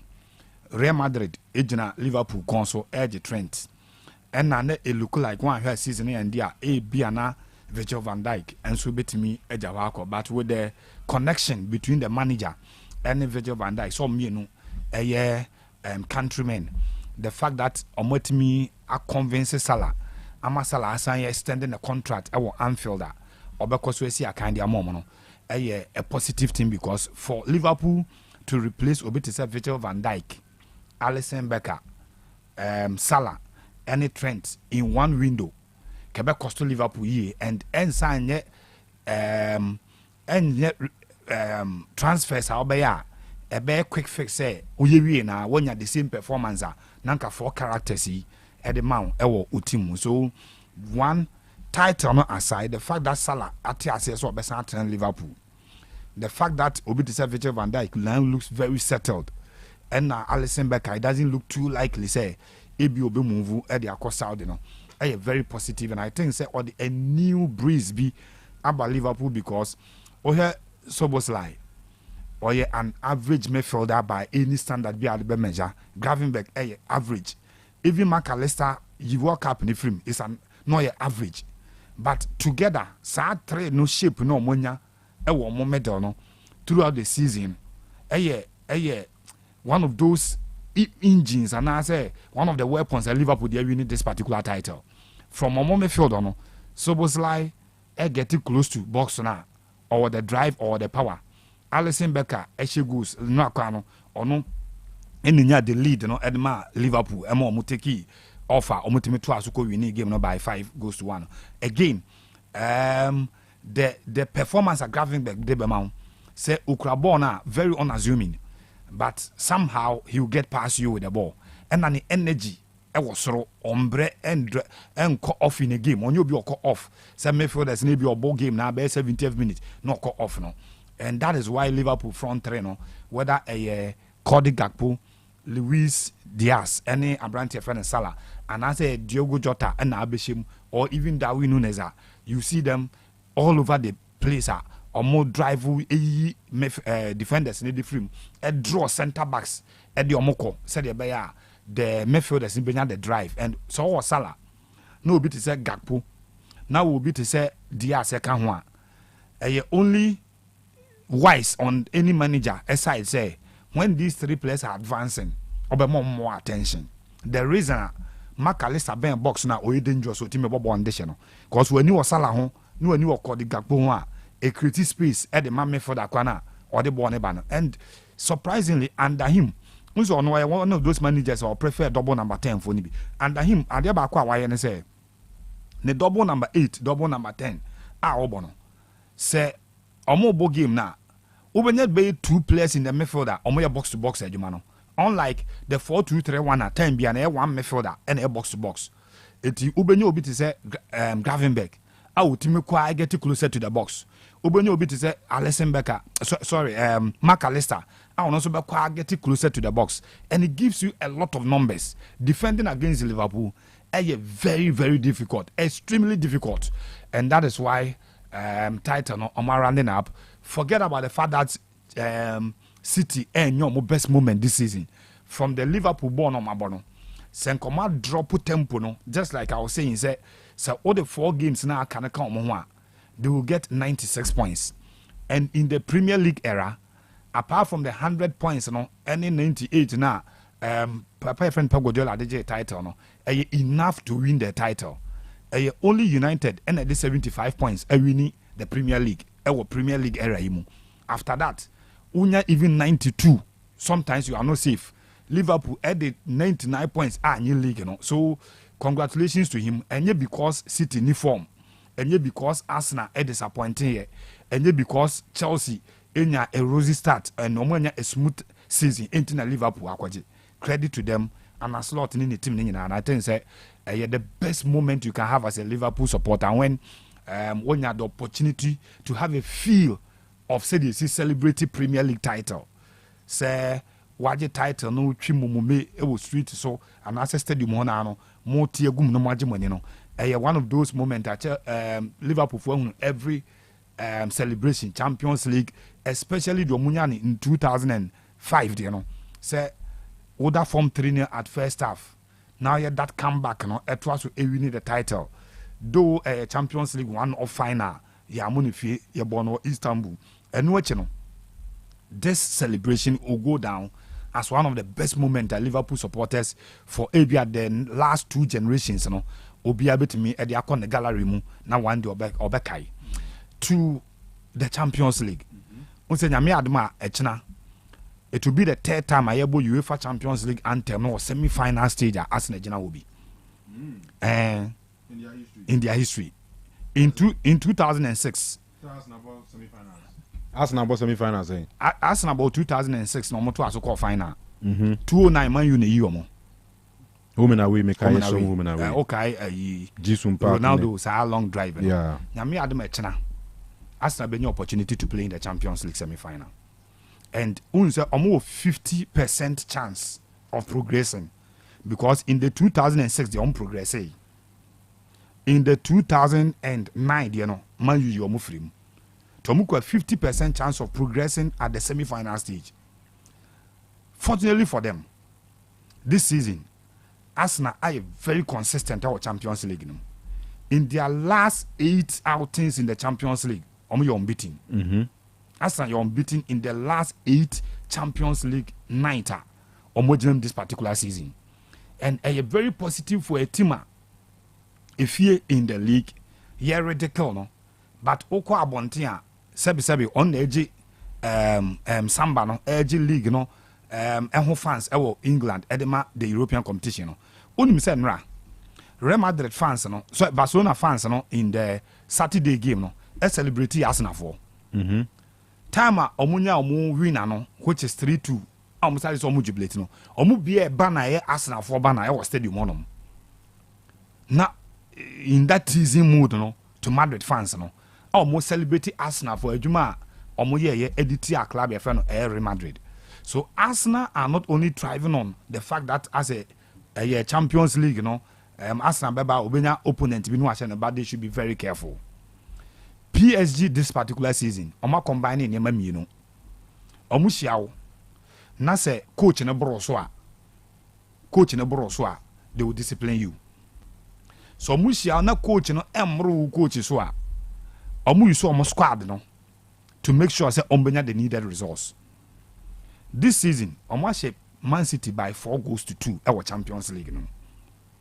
2 managers no, I'm not sure say ABR in terms of successes uji Pep Guardiola na uji Enrique edi jina wona ma ABR benya gap kesiye edi atum e European competition no. Because treble na oje here with FC Barcelona no, the same club na Enrique the treble the team na beje treble. Now what Enrique ayene say on the night of Champions League, some managers no cancel out on how to use the squad to beat you. And on the Unai Emery. Unai Emery, one of the most experienced managers in the European competitions na the Europa League, the Champions League. Me assure say baby on person be kai your far Liverpool or far PSG side we at the core FC Barcelona home ekoje nani so 6-1. But by any standard he's a top manager in European competition or a top manager. Okay. Omushia na Villa any PSG no. The managers cancelled out. In how PSG for finding a way around Aston Villa to make sure some mobile qualification no. Omushia Liverpool no. The Liverpool squad ne jina ho no. E experience or competition mpa cha omu PSG for there no. But manager no you soon experience or the bro and a slot so e make sure say obenya the qualification even at Anfield him say in European nights and I say on European nights a no-go area for any club bia, not even FC Barcelona with Lionel Messi amokoje 4 honum. So for the competition anyhow club of any PSG abo competition this season Arsenal should be very careful. The entire some are careful. Yes, Obo against Madrid with a no number 9. Of all the front players at Ikra club Madrid no. Omu make sure say in 2 legs. Only 1 goal. And a club Madrid intimidate to Omu team. Omu against teams in so Omu parody very good attacking players. Yet Omu team make sure say Omu kati Omu supplies no.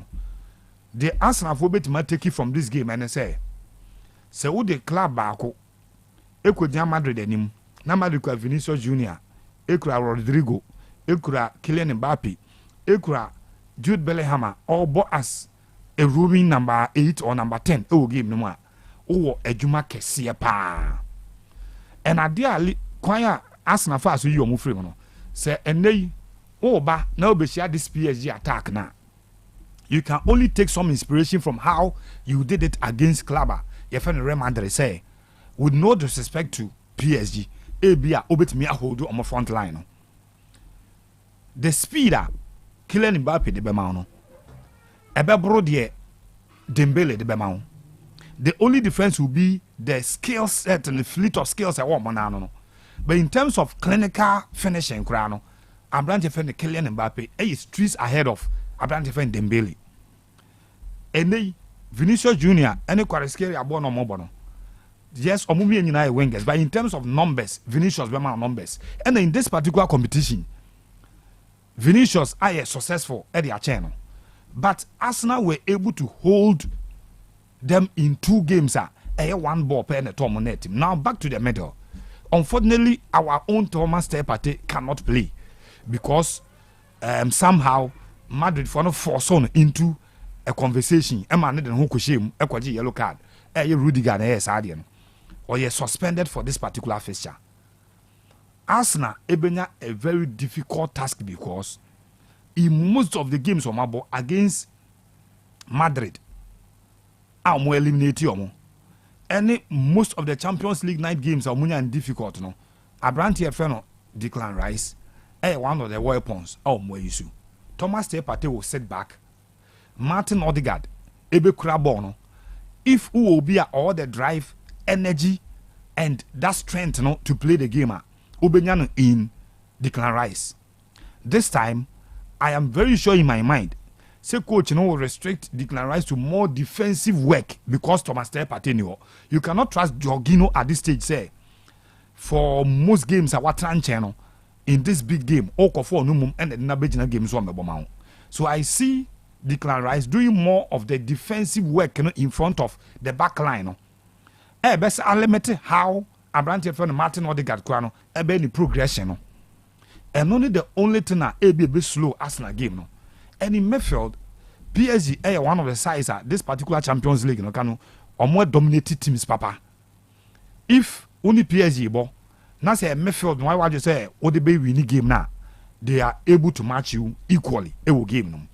And Arsenal midfield throughout the season, though Omonia bad, the area that has let Arsenal down because in most games when your front men are not giving you the goals, if they are not giving you the numbers, you start from the middle. Midfielders no and a bad advance. The big pretty dangerous moment is that I'm discussing the Liverpool midfield of Treno and how the attack so super in any game be but the most difficult thing for Arsenal how they will battle club friend PSG in the middle. Because the PSG bought Vitinha Wumfinfin, no more Fabien Ruiz, Kanu. What it means is that the domination on Benya game very high. Arsenal on the other side will feel that yes, Thomas Partey is not there.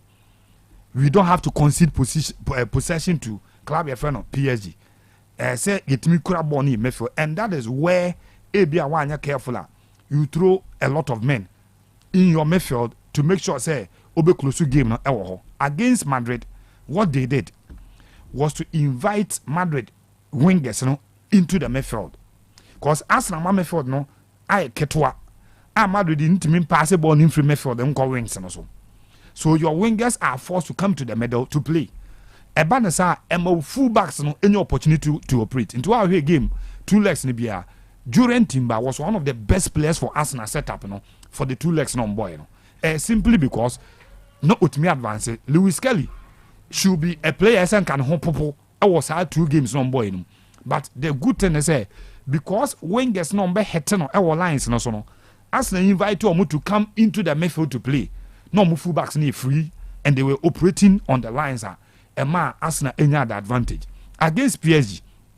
Ubetimi is hard no aye omo wingers na. I think say no. PSG midfielders na quality enough to dominate play in midfield, which a very problematic at the Arsenal because obi to say Hakimi.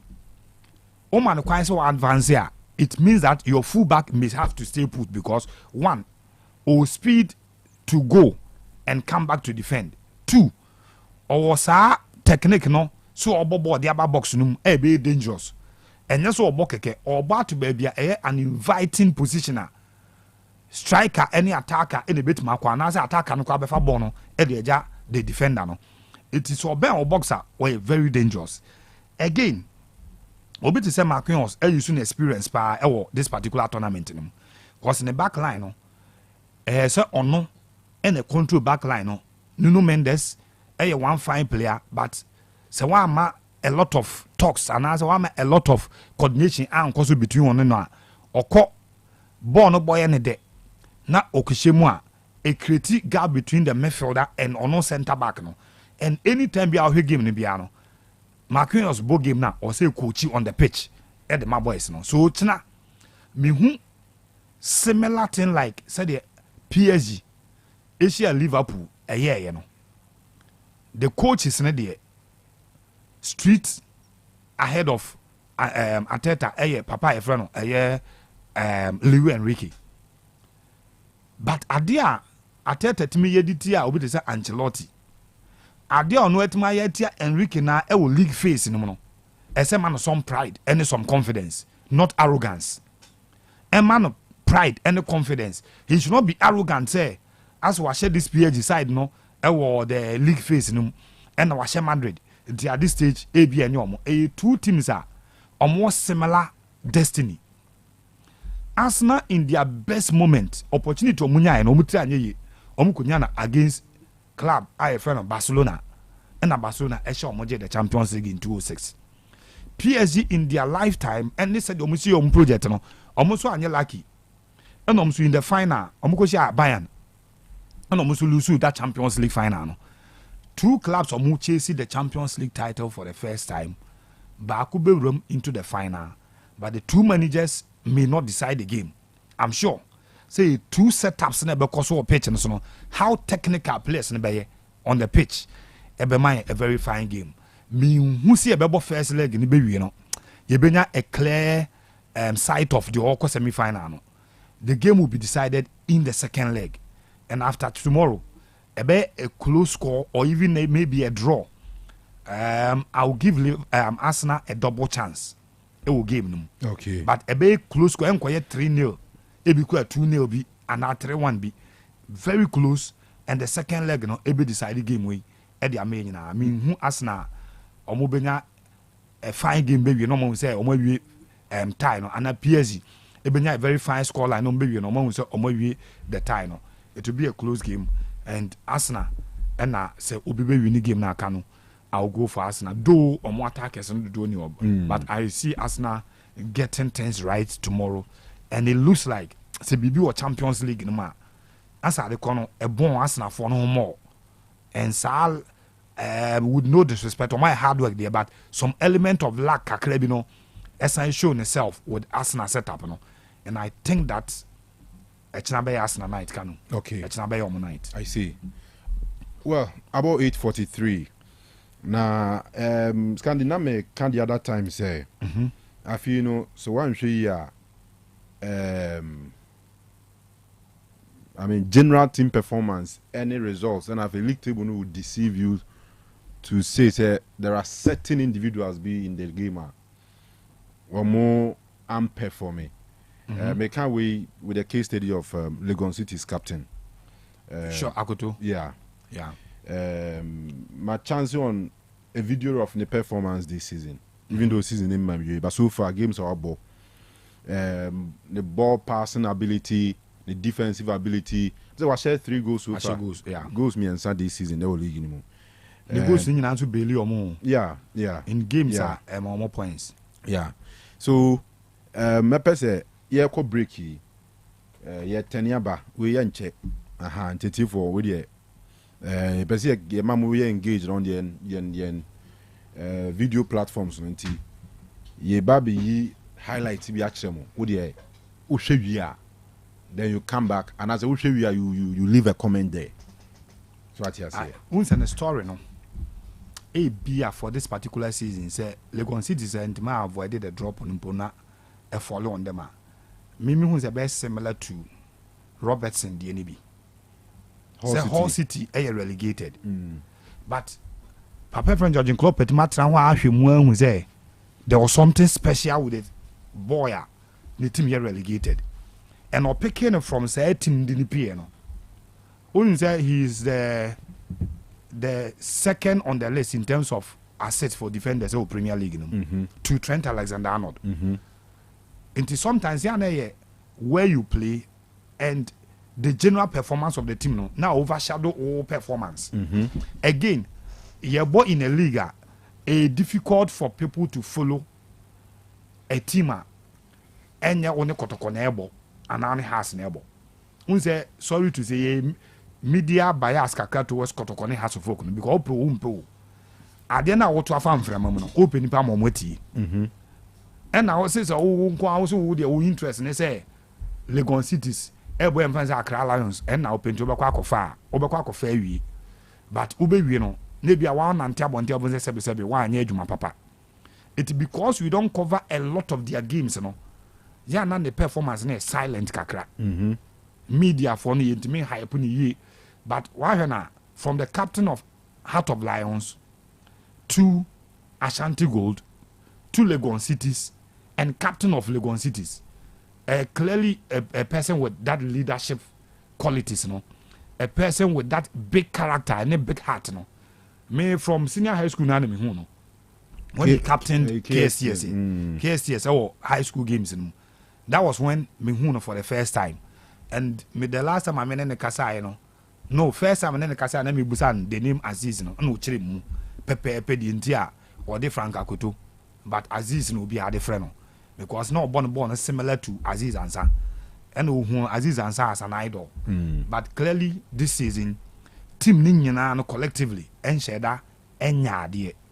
But Odi wow panel, forget about say and Yeka. Per time they heard Legon City games. Only he doesn't only play well, but Ukuchi very well. O move in the defense line he's a leader at the back, or move in the defense line, only when to move in and when to stay back and push on more and so momonko. And Obanzo say boy abo ordinity fadie and so yadi pa. So our back line no abo ball box no offer. And oba wo box na corner na free kick na ya bo aba baby owa. He will try to pick it. A very good defender. Out me ball almost everywhere on the back line and even the defensive midfield position. Number 2, wabo number 3, wabo 4, wabo 5. And at a point, Legon City is no 6. The FA Cup final in Ashgold ne has to focus Accra. Sure. Don't know ball left back. Sure. That day was so interesting. I mean, you be right footed. Now coach didn't the ball left back. Sure. I mean, it was so interesting. And when you quite pa ne dan kan ye you man go be feeling.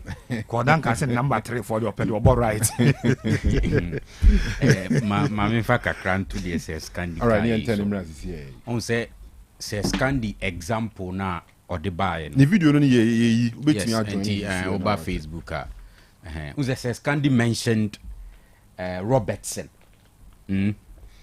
But me bagana heya. Na me so mafa 1 or 2 examples from the Ghanaian league. Na has folk a goalkeeping problem after last season, me boy. Yeah. And decided yesterday they have to solve the goalkeeping problem. And they needed a goalkeeper.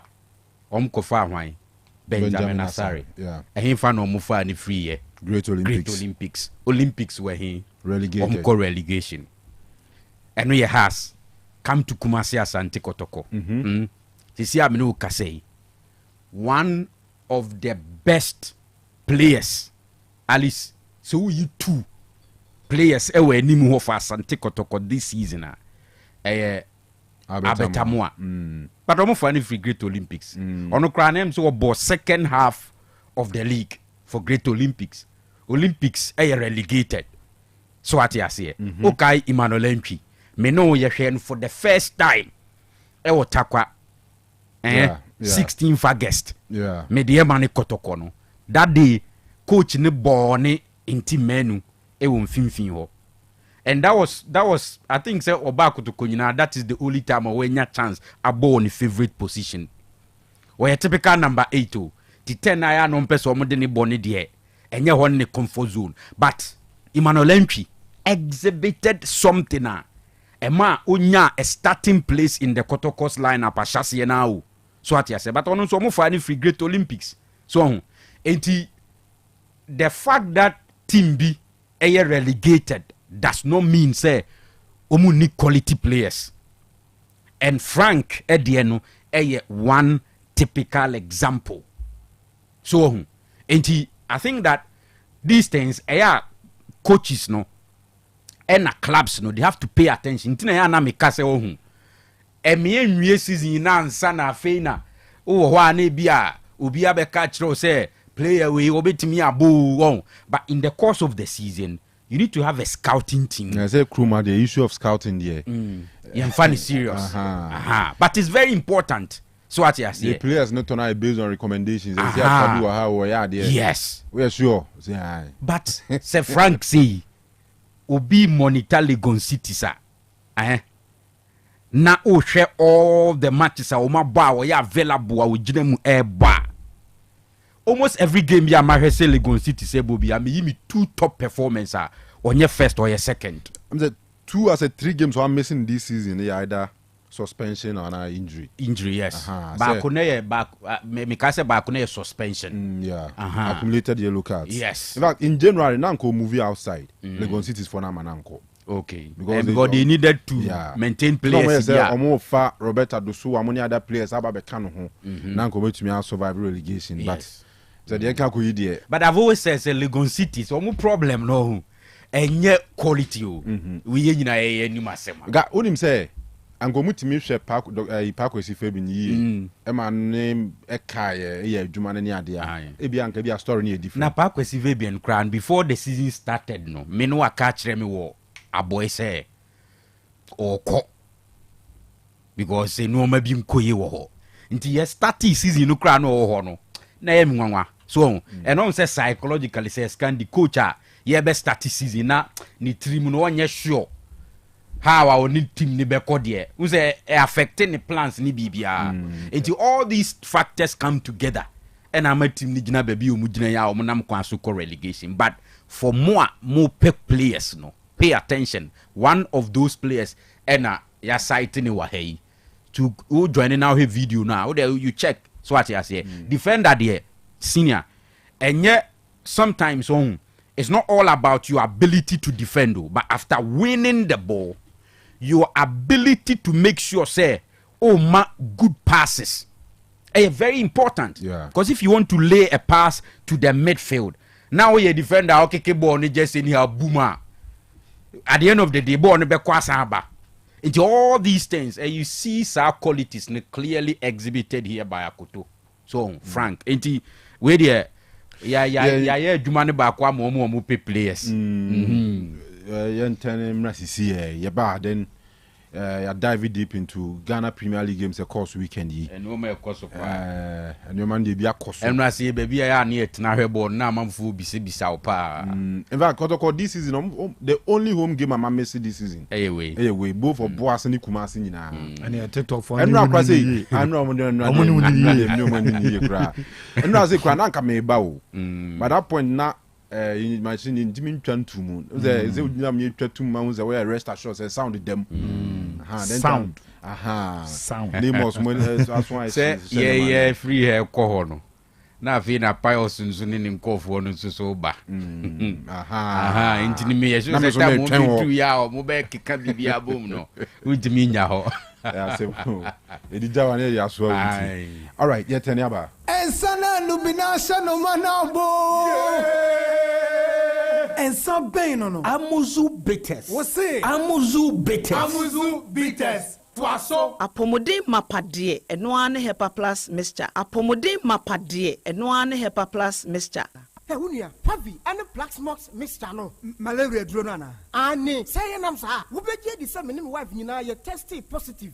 ye no mbie no say eku malaria mo no nyina am ye nyina ye negative ade ho won ma wo ye Hepa Plus mixer no ene wo de we nsu aba sentia e wo say wo immune system e strong de bia enti pavi e support immune system no na plasmox no so etu malaria no gu malaria symptoms et say etipaye afiafie wonu mu ato ahomre no msa achekura 4 days na pavi ene plasmox mixer wanom no etutu malaria na se kura anye sa dia ko hu doctor fra 0542 778572 ana 0542 807907 magie dure di pa pavi plasmox ena Hepa Plus nyina apemfo abato mo manufo ene kwada woni mfie dumienu nka o pharmacies na heba shop FDA aje edwede nkrato yatum Hey, opanyi. Mashusha wache. Se perfect series books here. Oma me koto obi ma me ma no. O wajajai. Aboa wa mo se. Se wo tumi kenkan kama. Wo kabrofo.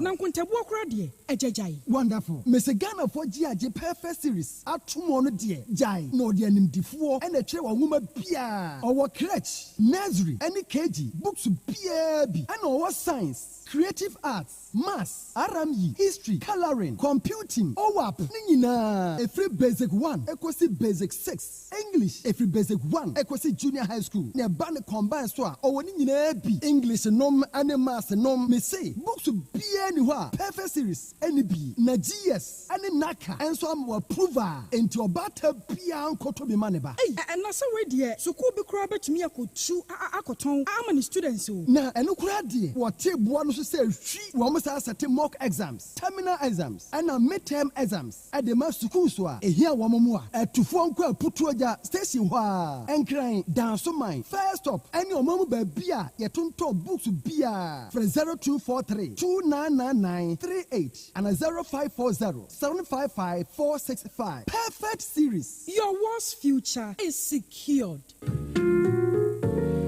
Opese ukwa brochire kwa yedwuma ana ukosua de emfoni nkyere babia esanse Yujima Travel and Consult abama se wo bebo wa mo akontuo ho nhihye ye beye fofofo Yujima Travel and Consult ma akontuo ye simple kra esanse wo kanyumaku akukudamwe wo manyi mu adi amanfo tu kwan no ho enanu ya Ghana Tourism Authority abowa na yabaso se 2024 best traveling agency in Ashanti region enna wo modern bonti Yujima Travel and Consult Edin Kwada wo bo homodin pa wadisuam hensu sikasemunti watifie toto no akọ Canada brichmemu a wo koto wa adisia so enti se wo pese wo kọ Canada UK USA ana Asian country bia so no Yujima Travel and Consult beyen krata sem nyina ma say your visa passport birth cert hotel any flight reservation wo beyen nyina kama ma bra Yujima Travel and Consult eneya na yemfiri wa kwantuo krata sem no ho hyehyɛ Oben Yujima Travel and Consult wo Kumasi North Central so eno Boasi Zongo Yak Towers and now ube fresh 0552 098 298 Yujima Travel and Consult wa kwentu omu boafo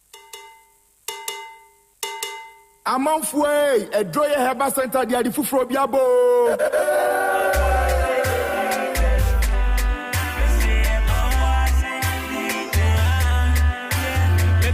Edroye Herbal Center Ejumeku a odi Obuasi bitters eba ye man sa amanfo ho yare emomubu atopa 5000 no a wasadi Obuasi gringo bitters enso ba ya amanfo etugu so no wo de ensafofro bia ba eye ginger ensa your friend Obuasi 442 liquor Obuasi 442 liquor eye ginger ensa ye de nubra ene hama afra ena ye de ayeb Bomodia ne ma unsanka bi wo ye bema na mo no ma ubebu atopa 10000 ema no so no ma omo beti de sanso na emema so no ma ubedi ache Bomodia ne ma unsanka Obuasi bitters for ginger ni bi eye Obuasi 442 liquor eye ginger ensa ye di enubra ene hama afra ni aye Bomodia ne ma unsanka bi onu mu a ebe ye ho adwuma yie wo mu a won sisi eye wo ya wo menstrual pains bema edru nwumra wontimi ne yere enna Bomodia ne ma unsanka Obuasi 442 Obuasi 442 eye Obuasi bitters for ginger a wo mode aba any drinking sport bia etwe ho ahia e wo omaga na mu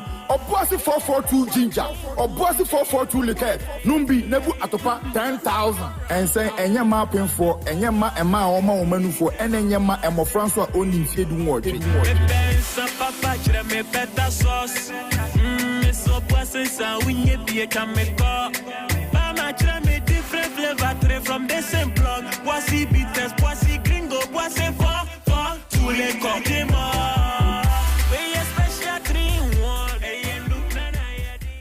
If you say nobody there for the boy for the street, I define for myself, I am the two ways I'm a man, come a pen, Susie can't see my Bra nedi e kwani ombeka bia ye ntiase ye beji esika kawakuma to yem na nkrofo am so mo ye bada ye be kire mo nyansa aha boss ni nie oh Charlie cool down Mr. Munya abutre akwanto ba ko da bia no ho story ye ntiase ye beji esika ye ntiase da bia ntiase munya abutre menua e di asem jama ye twimodi o bra tie bi ma yo akwanto ba ko e pese e ko ye tua ho ska da bia no ho nsem foforo ene mo kama koma ntumu yem na magye nkwa na ba me kan Full-time Travel Consult and Recruitment Limited Amamo. Wait there, no libi, no labalaba. Yedi akwantu hu dwuma nyina. Na ye genu 80 GAD. Ye bo man for mutu kwanko nkura hudo bebre so. Ebi ne Canada, UAC, Germany, UK, Netherlands, Japan, Dubai, Kuwait, Qatar, Saudi Arabia, Jordan. Guess what? Krobe ne wo witrim. Fa wo how no dadwe nyina beto Full-time Travel Consult and Recruitment Limited so. Na ye be boa ama wo botaye na abam. Sa so na ye san ye birth certificate, passport, marriage visa, student visa, tourist visa, visit visa, work permit, open work permit, hotel booking, appointment date booking, air ticket and reservation. Any afofro bebrebe. Yedi yejuma abra e feeling kikawabia anyho. 80 GND na yen prices. Yesika samuso da form boko. Ye wo flexible payment. Ontu betime abayen office. Na oni abedim komo. Na bibia be go through amount. Hwehwe ye na chekwan wo Kumasi. So for life, Complex Road, abra watra JP filling station wa. Anase Work Angels Academy premises. Samson obet me a friend wa humatro for me 050-416-1729 and 053-289-3025. Full-time Travel Consult and Recruitment Limited. Ya need a so wa kwantuma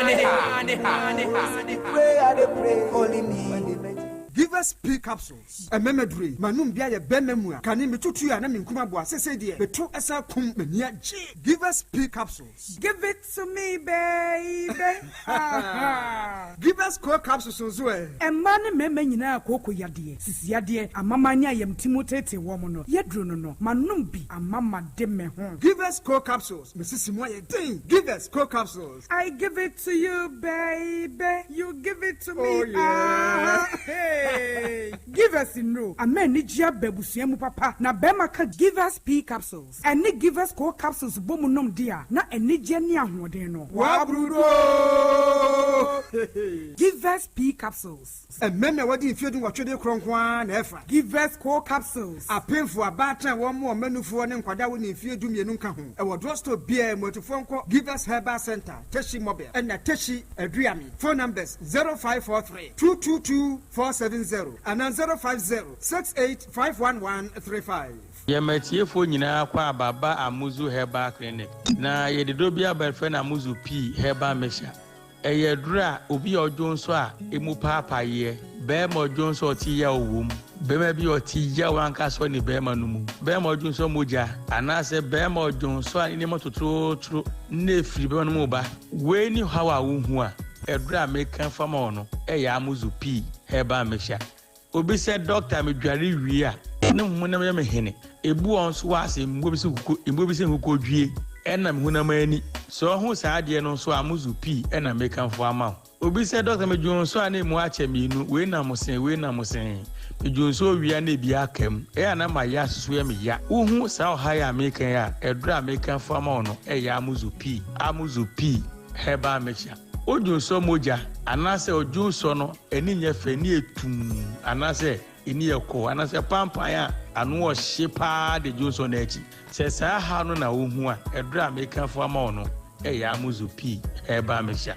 Ebia na oti ya onto hwe no mu ya na ya oya onya Amuzu P no mu a sa ha no nyina beko na obabi so a otie mi a insasa agi na koso kuma aboso anase pampa ya mema yempe ajina hemfi aboso insio basa egu ka ho so wasa haw na Amuzu P na mekanfo amaw bia no de odepo na hawa mene sebi ukotwa scan yesi wanya PID ɛni nti onu ukunu hyia ne nsuo nyinaa ba abɔntene manye nsɛ ho yɛ de ama wa amuzu pi na ɛbɛboa wo nkeka yɛ ataataa wo saa ma wanya bleeding bosome baako wotumi bu nsa impremu ɔba a wɔ saa haw no amuzu pi ɛna mekamfo ama wo ɔbaa bi wɔn so ne kunu hyia ɛyaw nko a na ɔte ɔnti dɛsɛ kapre wo so mekamfo amuzu pi ama wo nomwe na saa haw ne nyinaa kɔ ɛduru a meka ho asɛm ho nyɛ dene ne boɔ so nyɛ dene wokɔ herbal shop pharmacy biara wobɛnya bi etu no anya bi atɔ kumasi ha wokɔ dani herbal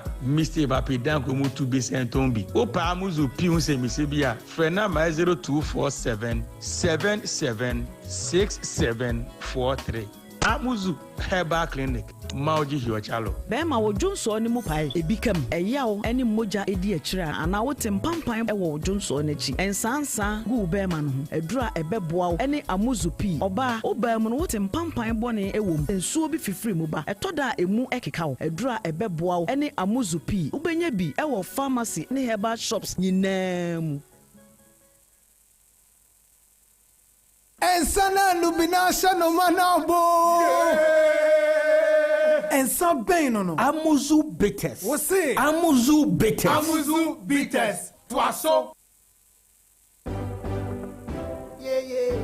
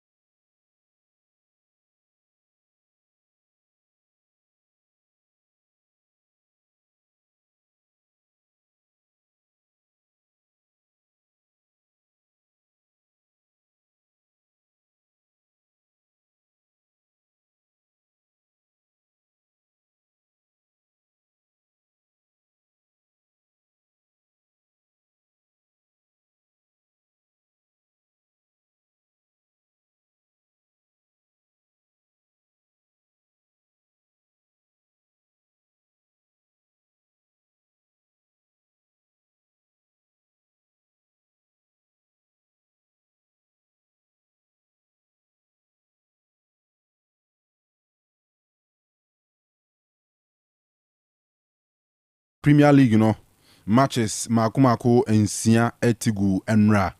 But before Nra, no, because so on Saturday, Memenedano games ni bi eba so na the tiene say 2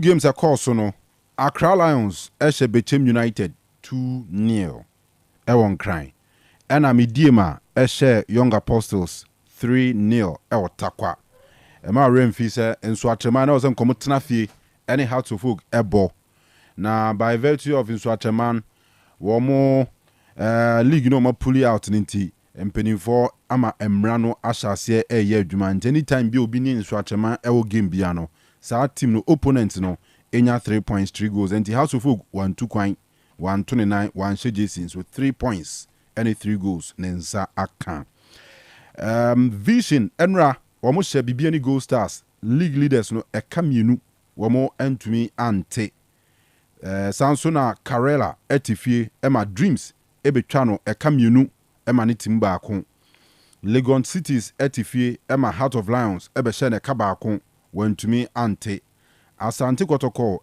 Duana Stars eka baako wamo ante Brekum Chelsea tifie ehye baako Nations entumi ante ena Samates along with Hatsufuka womo enya 3 points enemy Dima womo so enya 3-0 no womo na recorded the heaviest wins ever weekend across all league centers Samatex enso she Basake Holy Stars ekamiensa womo so entumi ante enti 3-0 miensa ena ebamu ena 2-0 mienu ena afi 2-1 baako ena 1-0 so no maako miensa well Reactions in Bini Kasim Mingle on a head coach Emma Nations Football Club. Omoko Brekum Emma Chelsea Eshome Kabako Omontumiante. In football, when you come with your strategy to play, and the man in the middle decide to do what he wants to do, that's what happened. I don't want to go far. You were witness to whatever happened on the field of play. Your job is to educate, inform, entertain. So inform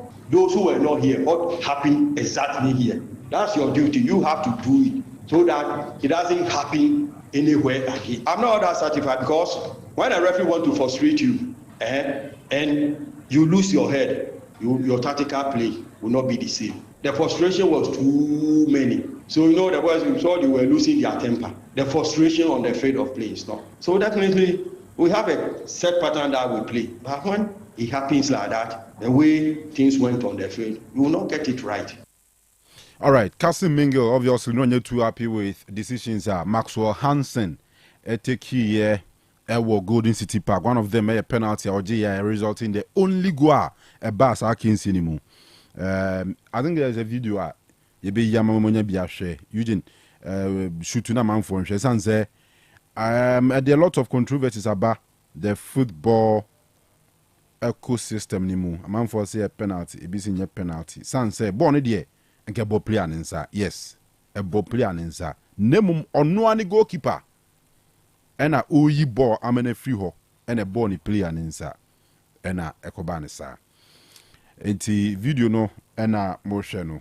Tiwa also shall make you judgment. In fact, the ball ni a handball do, but they mean nimness. Hey, kalamoe, kalamumwae. Mumfre kalama misisi. Kala de when in football running na egu na bodwe same say you know kala wow goalkeeper ball no yi anya say ball na san kopo mu ball na pie free po mu and a ball no any player ansa minim say wo player no wa ball and a ball no e ball body part bi na be ball wa onsa enye penalty but wow goalkeeper so na wow teammate and so ball na ball also onsa and also mrane se sen so ati ase mrane se sen Kasim Mingle say nsentwerefo na wo stadium hono wo mo an report to the course so enchira manfo o say referee ni frustrate your monra nim say charge baba because disrepute ni there anyway na ekuo bi yes omura referee for ne match commissioner for kuo omo che say omo de krata bi ababont in fact sa letter na nye traceable ekuo ni yanti kuo ni dinda yanti hwe omo de krata ababont say games are eba so Premier League ni ade nyina no omo boycott ni nyina ne say be 21 weeks in ye yentua omo ka 21 match days omo ka etua mai referees omo allowances ne match commissioners ni na omo de mai nti omo che say games edi anim ne de kopem se mpanimfo be bibia fa ho ana omeka bibia kire omo ne de enya de zo mu bia ekwa akogina park so ede mframa aguna funum asha aben so odi match bia retired referee George Seja and ya di nkomo afa ho o share document na ehuye nyina ho ya na to tell you the truth yankasa Referees Association of Ghana ye nim nipa omucho sa document no and o share a combination of referees almost according to concerned referees match commissioners. This is the first of this kind I hear. You can kind of say and some now the message is accurate, but the messenger is invisible. Usha, according to up to Nura, premier matches no, I think we have 20 weeks outstanding in TI. The women with 25, almost up to week 16. I got 9 weeks in TI. Women League 18 with 18, almost I got 10. So we know clearly that this thing, we've drawn the attention of the FE through the Ministry of Sports. Because of some of the difficulties, you can't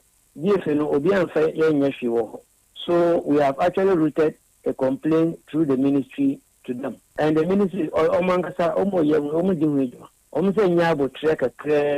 they also call us into meeting with them. So we don't know who actually wrote that particular message. Before God and man, we do not know. Referee Association of Ghana, check, visa all over the country. say regional chairman, your district chairman, your district BIA, see, almost group. No? So if they don't know the group, it means it might be part of the referees and match commission or more handle matches. Because along the line, sometimes, if you are not Nipa Bakwa and I'm your friend, match minister, your mamma meeting in the past, I catch them say, to come out and could not and on your transfer, the effect chairman, no other family, the man, and what I had lot of Sabafi. So it was a man some come match. And I had thing, because we see there's zero contact. In a zero contact method, the Panuco or you hotel over there, I have some or new transportation, I have some because 1,100 nails soup name reference.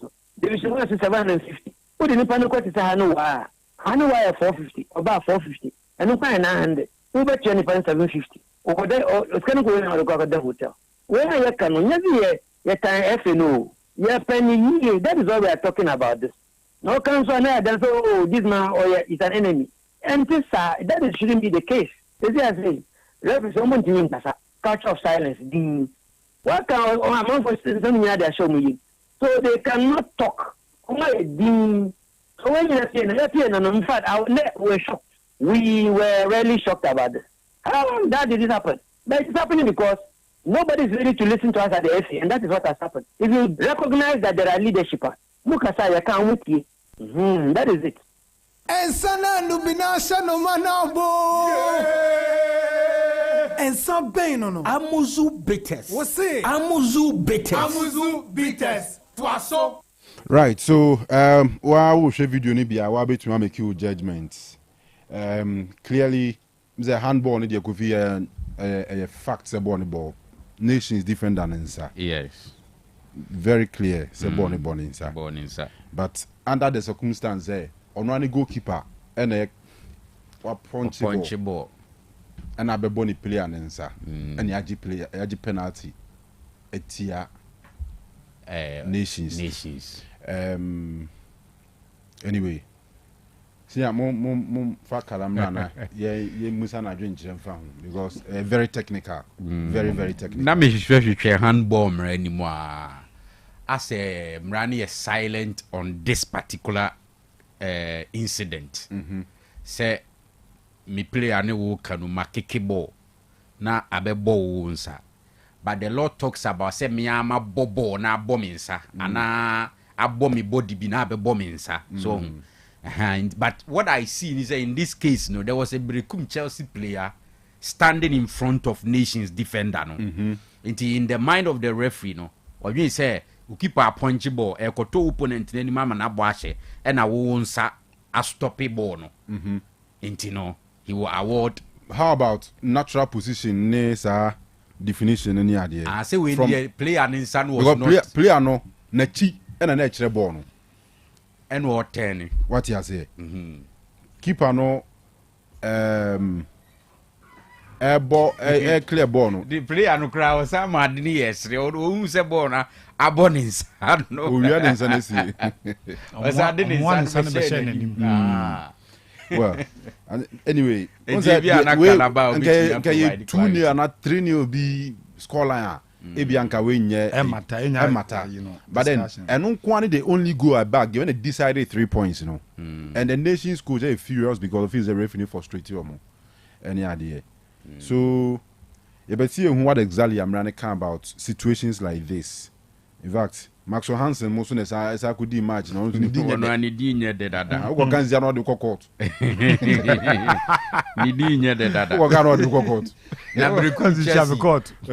Brekum Chelsea for no so I've also heard them complain say almost 2 penalties are referee na anya ma. Okay. Okay. Yes. Almost munyabi. And I've seen videos of one I saw say it was indeed a penalty. Hansen anye. Wanye.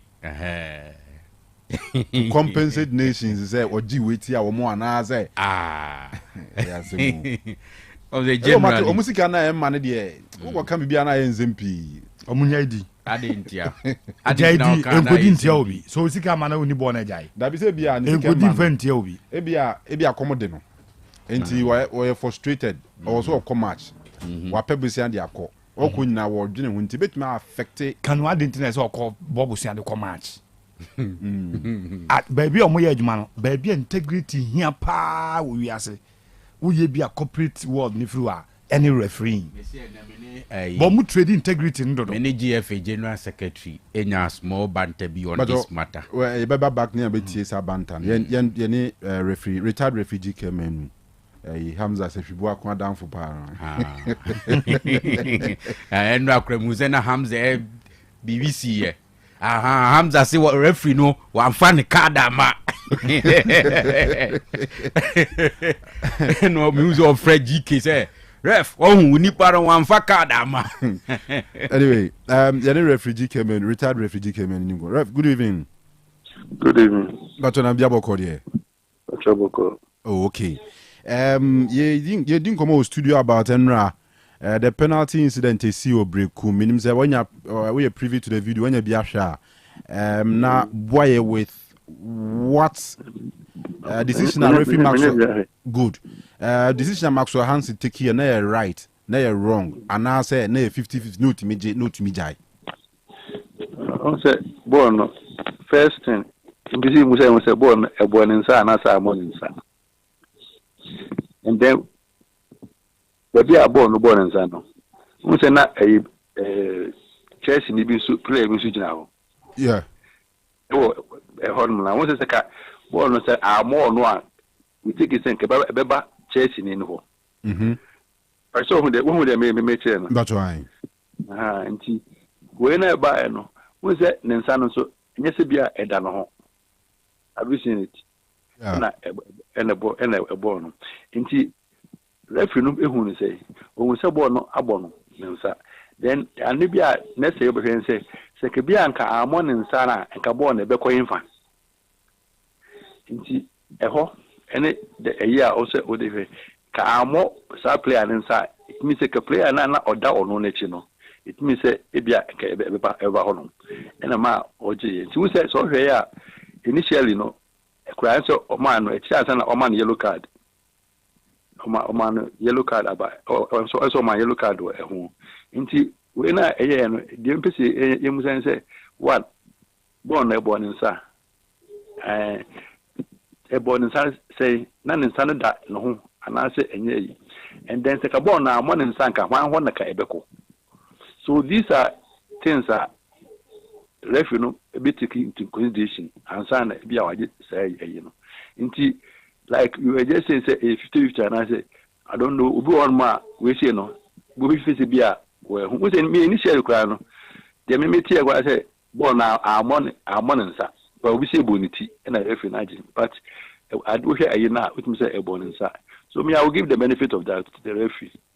Oh okay but now you busa another question about Bibiana player no your committee found no jina in fact na chi na chire ni goalkeeper no and then you have no control of your own sa entina me busa say the natural position and I say in this no referee so who study idea ya what you say na natural position we say na no ho o na me chen tam ga say ka born more player na enka be ko hwan ho advantage Chelsea player no sure nti hono no eni say kadna eyi a also with the say ke bia nka amono a nka ba eyi we nti abon nsa no a we antimi ama we say no che say obeje foul no nti say ke bia ka Chelsea player bia nda ho a e bia ke bia nka onje so we take it that we say so we can born no bia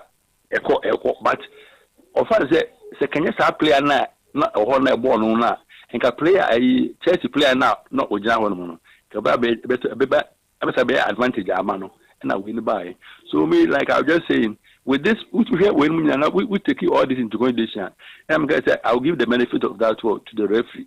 Okay. Yeah. And then, okay. Like for the match scenario no say Chelsea player in what they are and then can also be another issue but we know say ka mo na ka Chelsea player and one so that is how it is it one fancy be a one into say owi no say Chelsea player no ball sama no yellow card. Okay. Well, ade ba kwa yinim ne say wo footballer ball body part bi never ball unsa enye penalty. How about say wow player ayi ball na ball na ba ball ono ani teammate nsa e wo boxing mo eno so mra bi mra e ka ho asema na we say ball no wow body e ball wow body na e be ball unsa. Have you seen it? Inti a wow body dia a different issue. Somebody all them no. Yeah. A wow body and a boy in a cobble inside there. It's a different scenario. But we say yes on one body no. And I will say that I didn't intuition air banner say the must have play and answer. Say go keep an punch your ball. The must have play and answer and can one cabo on the beko. And so almost scenario may church. I imagine any day a year it's in your kakra hormone. Kamonoa, Amonensa and player na no the hormone. Kebanho, a ban hormone in cover obey. Bring advantage na kwa shebo no. Nti no any sign ma aban. But we nyese bia e bo no anybody. Okay, there's a Maxwell Hansen NCC Nations. Yeah. Nti me mom say like yeah, time me didn't come out the scenario no. Nti add in scenario no. Me the na me chese ka say bia say ka mo no san ka player na Chelsea player no da hono no. Nka e be ban hono. Nti no ba na say be advantage to him. I'm saying that I will just give the benefit of doubt to the referee. See, all right. Opinion of number yebeda sepane umre. Retired referee GK Menu and Wamaye ni take on this incident. But quick one on Kofi Anana was now say before Kofi no. I think say we're raising some legitimate questions. Where one of those things are going for a day, I say, I have for her. Because player born or no akeke. And I born none in natural position, Kwani any born in Tiano. But what I say, Mono are born a bono. None in natural position in Pono. Yenny born in Tiano. But per a retired refugee media. So player and a boy can answer under natural position about a referee no bit man the penalty the tiao. Because and your body na born free by abebonsa. That's what I say. Sure, yeah. I think say one of those things I say going forward I have for a film. Was a bit more natural position. Yeah, men kind of exact game. Number say and then my try may read more about say. But say there's a nimebia potia I can't about that. But when who be a Premier League me kind of exact game though. As on one player na born abo on one teammate in our boxing mo. Omanye and you be an money man you never. Cause when you hear about your movie Labo have a kai me guys were explaining sa ade ni bi wo newsroom order. Well, you go sua de nti ye nkwa anim. Kobi now ka se mi na me twa so. Oh no, me vie manusi ansa na refi ba. Oh okay. And now ka banta bi a say only a yinya. Aha, referees ni si kasem no. Send him because we are bana. All right, and yanko Vema Plus Limited for Onyanka TV for Zomunro and Nino, Edaso German so. Pro Stavite capsules, Junso Muhaubia, Untimin Junso ye, or Junso Dewo Nasa one can one out Junso Gum, Junso Muhaubia, and one Pro Stavite capsules, X Drive capsules, your Bemana Mema Semno, Engineer year, word druno. Premature ejaculation, low sperm count, and waist pains is yari nano. X Drive capsules, little capsules, MOBA, or bad breath, or just a sebi one in can or sore throat, phlegms, at the honamna bosso, be yamama nina, say immune booster, little capsules, and no. Dinat capsules, so mama, or bar, or fit to come some nano, dinat capsules. Yaton, war. Herbal shop any pharmacy BM no afraid Vema Plus phone 0244 370 702 0244 370 702. Saran so na GKB Constructions and Logistics or say you know about constructions once and some udimu akotini pa ene you know say wudi dua na air floor slabs na answer we tumi aflo no de e ha adwen bra na ommaw enuma papa a betumi eda you flowing no what ya says so na GKB roofing for ɛhɔ na omudwumadi ba ko omudie ni sɛ omotonton roofing sheets papa long span self lock IBR omoye free estimate nti bia wo dan wo pese boss wa frɛ omo no mehwɛ na omo nye estimate ni ma omo nye kapre or estimate no ansa na watumi ɛne omo di dwuma sanso NFA GKB properties omo say omo tonton fully furnished houses ɛdan a yɛsiesie ya bosso esini mono aboso kama agese nyema no ye de bibia sisim kama sanso na uncompleted houses omo tonton bibia asie du baabi bi wo hon madrun lentil ne ade de obese oto nyina no na waba land sensase no ntwam obi nkoton sase a ɛda nsuom ade ase mekai acrobat no lewe movie bi na omo wo fase ne the late Bernard Nyakun Bishop Bernard Nyakun wa bruchire na odi sika sene omo oba Ghana na sase ne lewe nzo makoto epu asase kakraka bi wa epu no mfimfim oba bi na ma no mo di sika no no mo sa kan sim hu kire no ebuzanfo umpese obi memo waso ahia na ntempara so no wa contact GKB properties for na asase bia opebia no no mo so apɛ e dia mawo eno ye litigation free land uni obi ankɔtwe ho manso omo asecure no ye ye was Santasia pre frɛ was 0246 248 275 0246 248 275 and 0201 366 600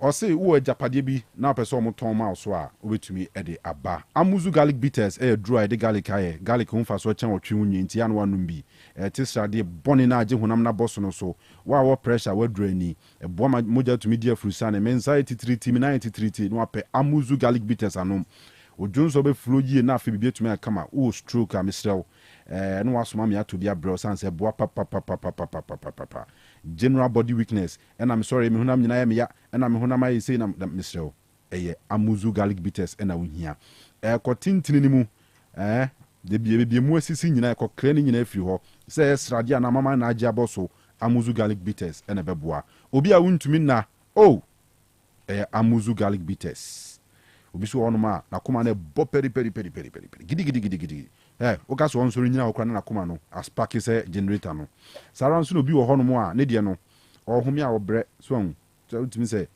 humi no emmayi so moja no ene ntumi nkoma akoma ne pompe so an ti no apɛ amuzu garlic bitters anom herbal shop any pharmacy bia mu benya bia to Dr. Amuzu na de buy the number is 0247 776743 0247 776743 yankwa abruchiri Eugene Travel and Consult aminche opinion Eugene adwuma koya ne dia mecha na nwumre obo adwuma pa odi amanfo kwa abruchiri ma na oho ne yenyaza da bi yenyaza na nzema tise ba ku bi dia amanfo sika buban wagidi mpa zo odi amanfo sika buban Eugene Mart udro oboase a oboasefo kwa abruchiri nyina na dama odi amanfo tu kwan papa kumase ase isu de enyasem ketwa o se akonya ba se USA any a mind be to say Poland, Hungary, Romania, Bulgaria, and Croatia.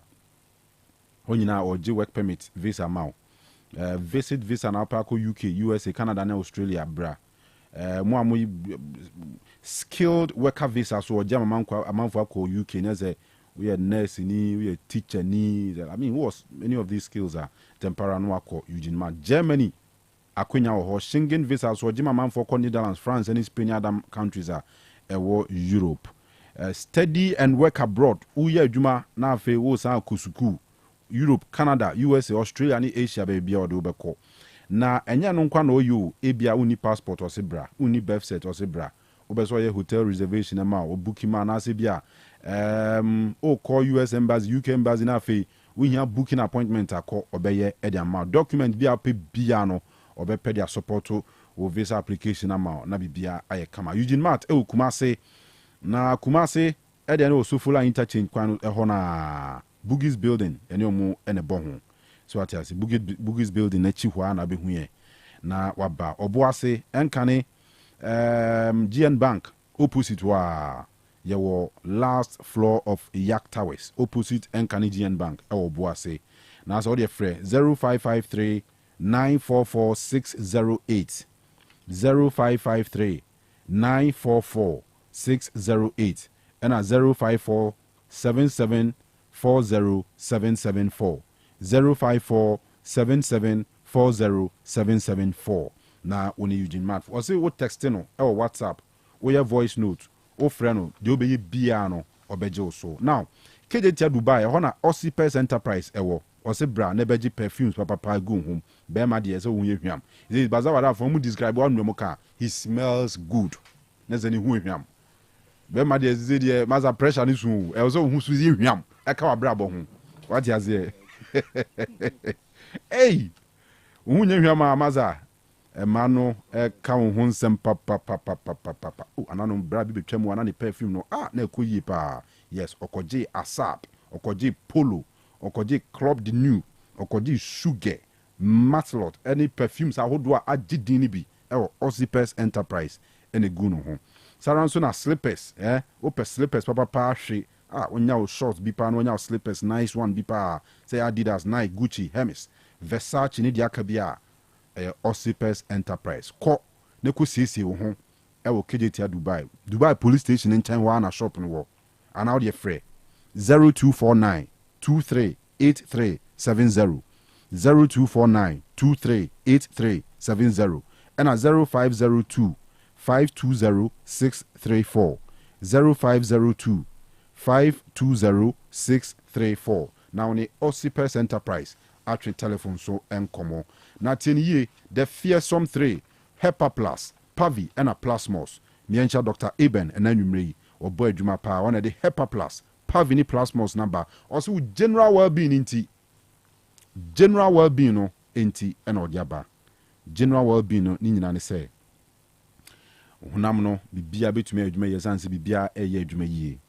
for to be any bibia function yie se ne nyankopon bo na ebo adwuma pepepe wohia nnura betumi support na bibia tumi akoye ntisa ne menti aposo me nyare no ay muso na nam dan ho ne ade ha adwen pe the fearsome 3 onum Hepa Plus Pavini Plasmos na ahye honam nkenya na fe na bibia tumi ay kama tieniye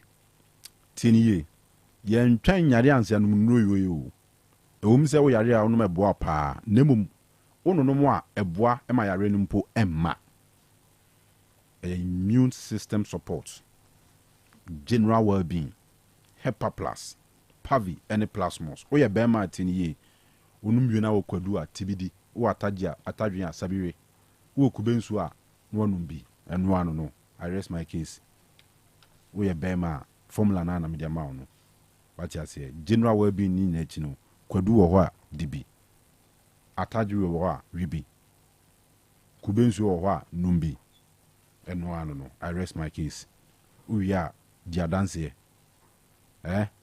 so what is our story nida mazawara bia no mo seni din o area bi ena ono kwam yere kopeye aha so they want to kwam yere story no they are normal abu abono yeah we did that kwam yere so ti no say as again no ma seni din o area wa che so onye de what you say zige ni nyede eno o say wo de Kwame Eric wo de so wo swati bi be so hwe what you say Kwame Eric sense no say story ni ntesa e din say ye kwa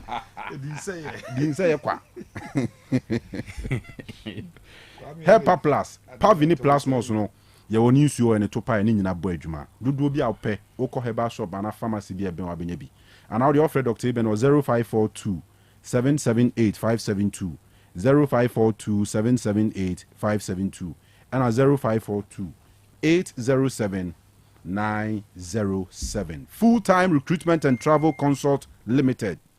Full-time, yes. Refinya bona ben said, "Children's oko full plane." Na oko. Sana full-time no. Eye juma. Hodo onye du honma. Ose eye visa before payment. Ube so ku Dubai. Visa before payment. Oju visa ma wi ansa na wetu yaka. Onye visa ne mawa untua kapre okwa akoye construction adwuma factory adwuma warehouse adwuma security adwuma abusu say champana e Dubai or the amanfo okọ Australia degree in nursing for midwifery for ne ade ohiam hospitals abu amu hiam amanfo branon fankobi New Zealand we senior high school teacher ko ode be kwa akwa kira de o because ha say de ese wa ketua e wo heaven oje work permit amount amu akọ France Germany Poland, Denmark, Netherlands, Spain, Luxembourg, Italy, Slovenia, Norway, Ireland, Canada, UK, China, Oman Ben, USA, baby out of the a full-time recruitment and travel consult limited. Or say Schengen visa no 100% guaranteed. Student visa so 100% guaranteed. To an amount for any so full line. Complex kind of so WAC Angels Academy premises one have been here. And now the own pen once a month. Fre 0504 161729 0504 161729 and at 0532 893 025 eno a full time womo ho enkomo eno no Ghana Football Association announced a new 2-year sponsorship deal womo KGL Kid Ghana Limited for assign a worth 20 million Ghana cedis, which is saying 20 million is saying no 200 billion 200 billion and because 1 million 10 billion mbwa the KGL for me have you so away omuna ucha luto a kid omuna yes online luto for kid KEED kid omuna have you pa ska wo mo then I say Chrome sponsor GFA I calls I juvenile league with $1 million via the you say no there abba well sponsor Karela okay all right Ora Alex Apau Ono watch him today with the conversation I've had with the minister and yourself. I think the minister has pushed us to do more, and I'm glad to say that we've upped it. If it was in dollars, it would probably have been about 15-point-something million dollars, but we've upped it to 20 million cedis. So that's what we are committing. And we are committing this also. The last time was $1 million over 4 years. We are committing this over 2 years, so which means that we have increased and doubled it. So the minister has pushed us very hard to do this, reminding us about our responsibility as corporate citizens. So, Minister, your push has borne fruits. All right.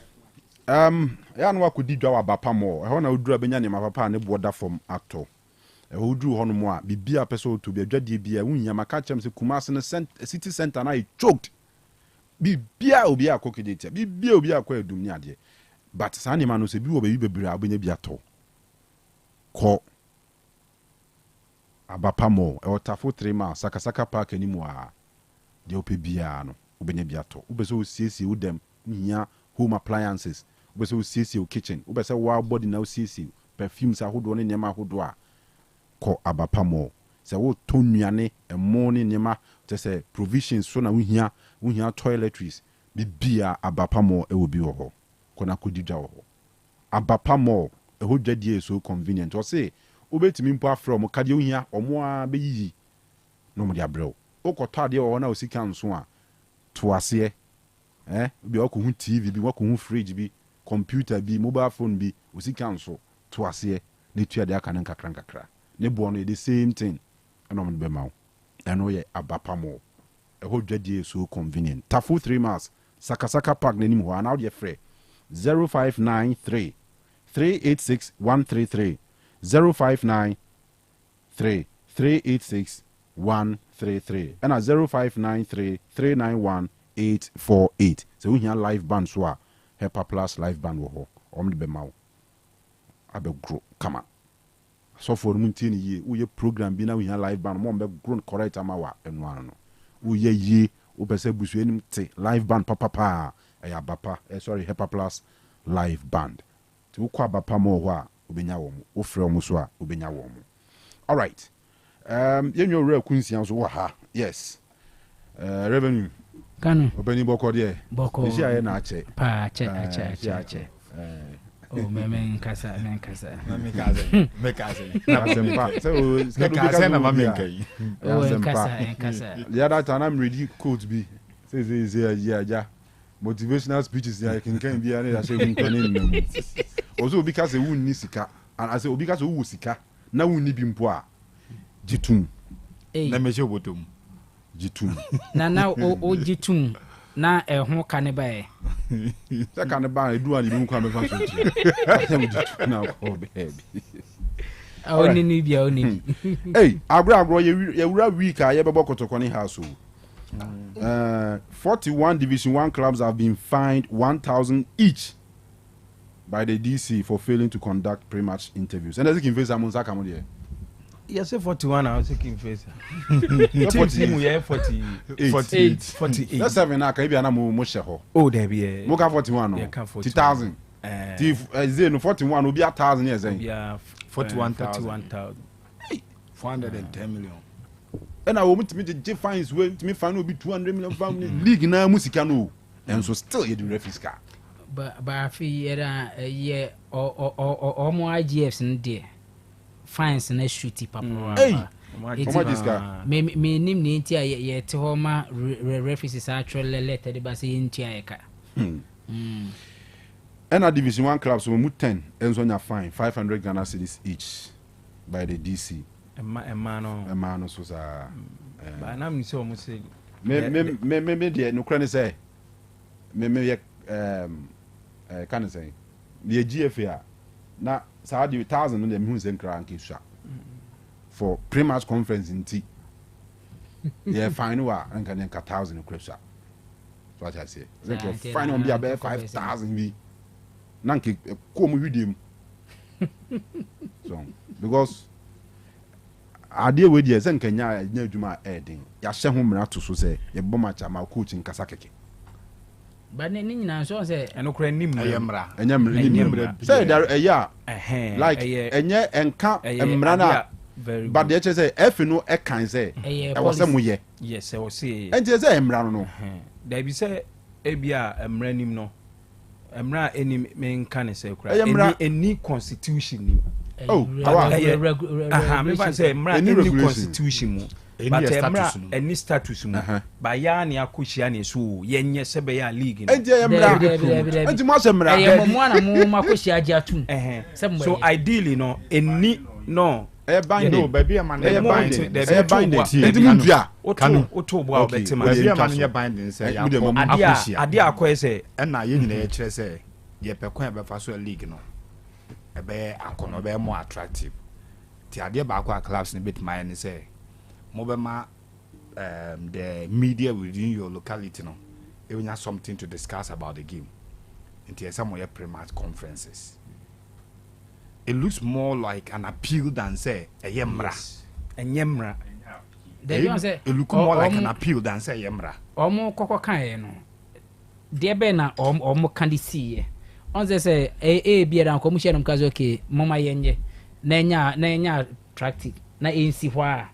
Base ye kokohia kan ye kaze wa wanye no ye de sei na beyew na wugituma na no ya hye ya ye homra enti se bia san kom kohia na ye se oh mo de mo nkasa na mo local stations nya bi no mo nko discuss na ye mfam promo game no na esi ho na de a chese wa anya untimi nya ne hwe base mo ka na mo ka toa so se wa wanye no sei na ye beyew na munyina mo gisa part woni tum se wa anya ye betima twenwaso a eyemra ya chese ya na ya kan de akekere ya ho eyemra you see in this senyemra ngent me find him in this football circle na ya kan wasem we are omukutu that does not even a wrong article no omukutu and then omukutu and it is not in the status you see the article they quoted almost say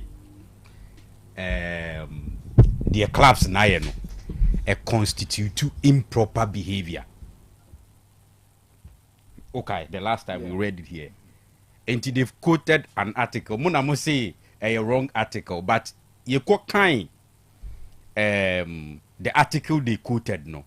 It stated clearly say any behavior be our clubs and our members no be display our F any be who say a misbehavior be no. They can use this particular article to charge them. It was clearly stated. Said that we ran by me and the argument, say wa nye pre-match and post-match na amounted to misbehavior na. Yes. We are association. ye bebo league yakohiem ye se enoma we ni ye ama ade na koye wo decide say de ye kan ho asem no onya a misbehavior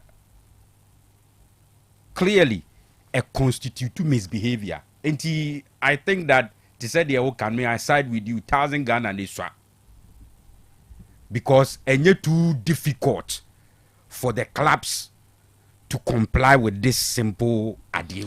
Even going forward, no, because I finish as charge fine you or more anyhow. No, so we all manage them somehow. Who did the coach?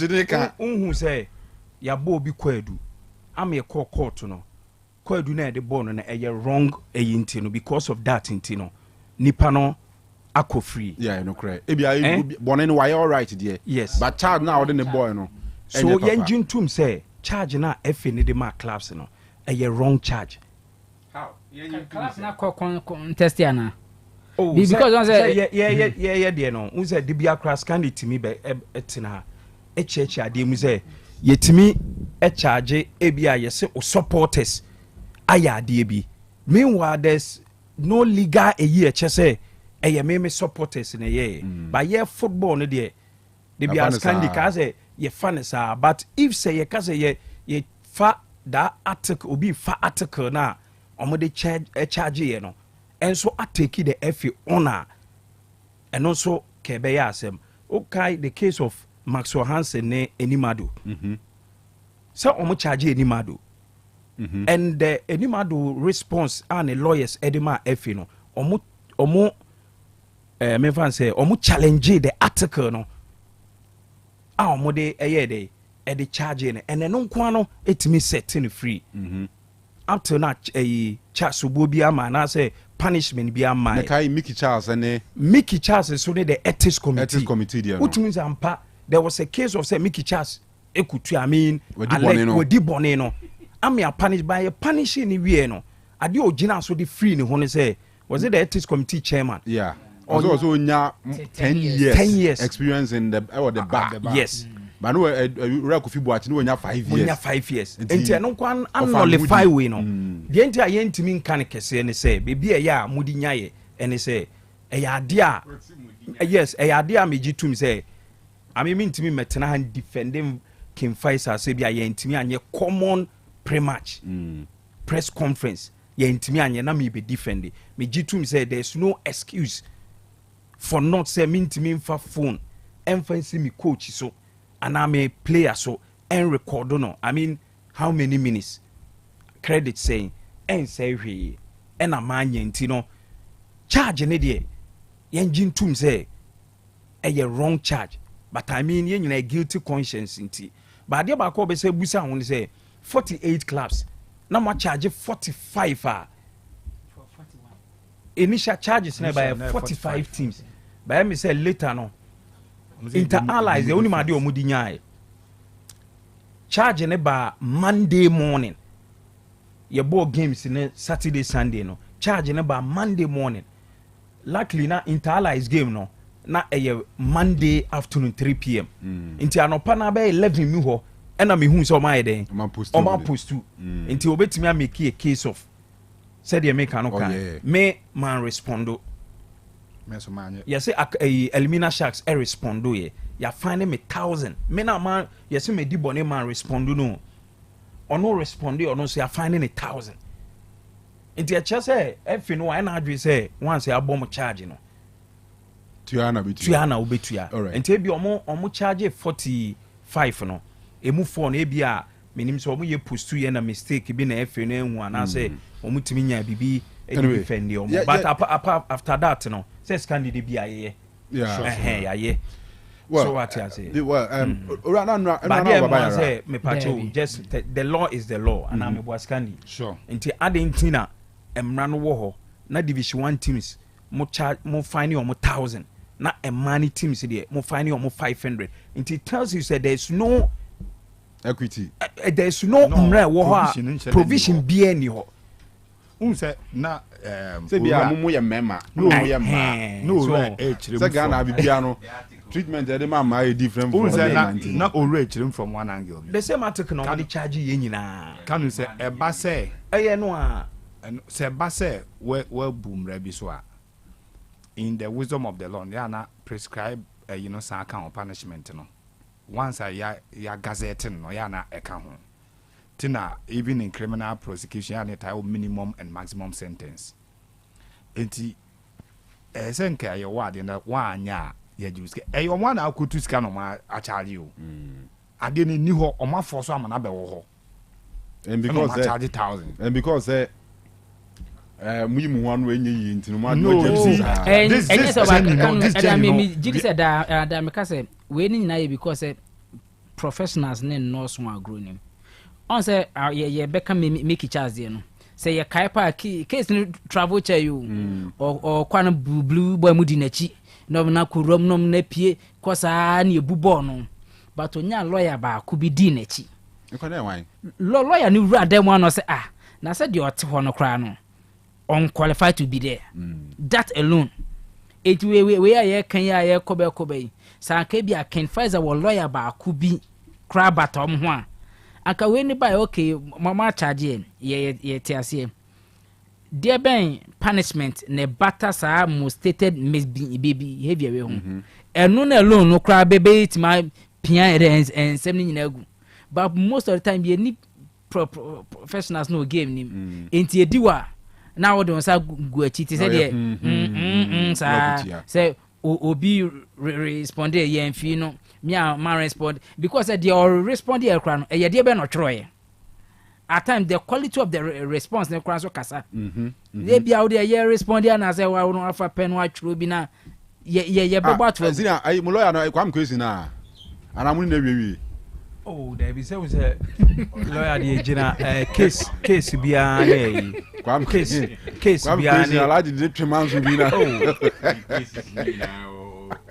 no it's not true because Drew Bekranyan he was a lawyer for Nyantichi. Oh okay yes nti ebia say lawyer dey olusu cases no near fifo ni india no case be no why oni mo ye ba ku bia ba and as ash go there no there be ash go no he was so related with King Faisal part of the ash go no GFA yes anyway ba ku bi so buy speak to the mic. Okay, say there is a difference between issues aba now we speak it to issue not in public. No I've heard him grant interviews for lead counsel. Yes, I've heard him grant interviews, especially Ashgood case on a sempa. I heard him as a lawyer for Ashgood and I say case na by a lawyer I don't know this lawyer enye kiseja me. Who's the same to me ba program like Mr. question I heard him speak on very this. Popular top lawyer. Football no man as football na say case ni bebre o ba ku bi so case ni on ye so does it mean say ni now do folemu lusu cast case does it make a bad lawyer David Kofika olusu so and American GFA me ba GFA cases and also the caucus and ebu about that doesn't make that be on conclusions or bad lawyer.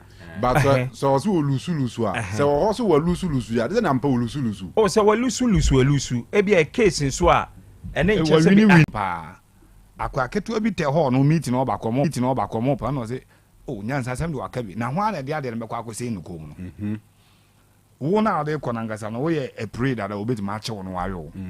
So the point I'm raising is that sometimes it is a football ecosystem that does not give either professionals or professionals refusing to act. 1,000 Ghana citizens, you can be maligned or club and you beat me the club. Or the upper decided say you fight the FA on this course. Say there's no provision or go to provision crow. Any baby was here final 1,000. Just one fight against the system. No, you bet me take your club and what to say. Not the whole channel. And sometimes it's not like professionals in sometimes it's not like professionals in Europe. But you see the good thing about your system na you operate no.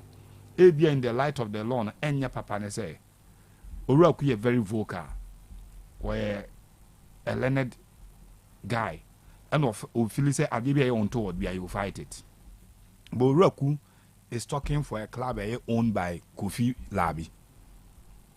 Sorry to say, ni two no na this yana wesiano.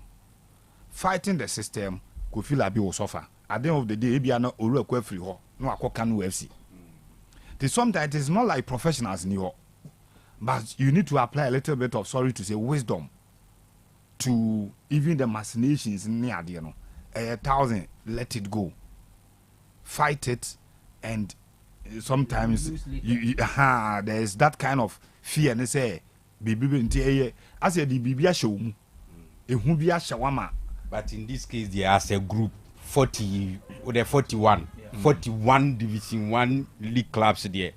Me sure say the system can gang up against all of you, but Ebia Munye United. Mo be me meeting no.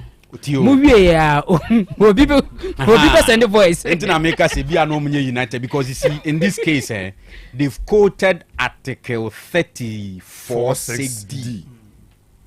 And if clubs ni feel say this particular case is not captured here in the Article 34(6)(d) now, they should raise it.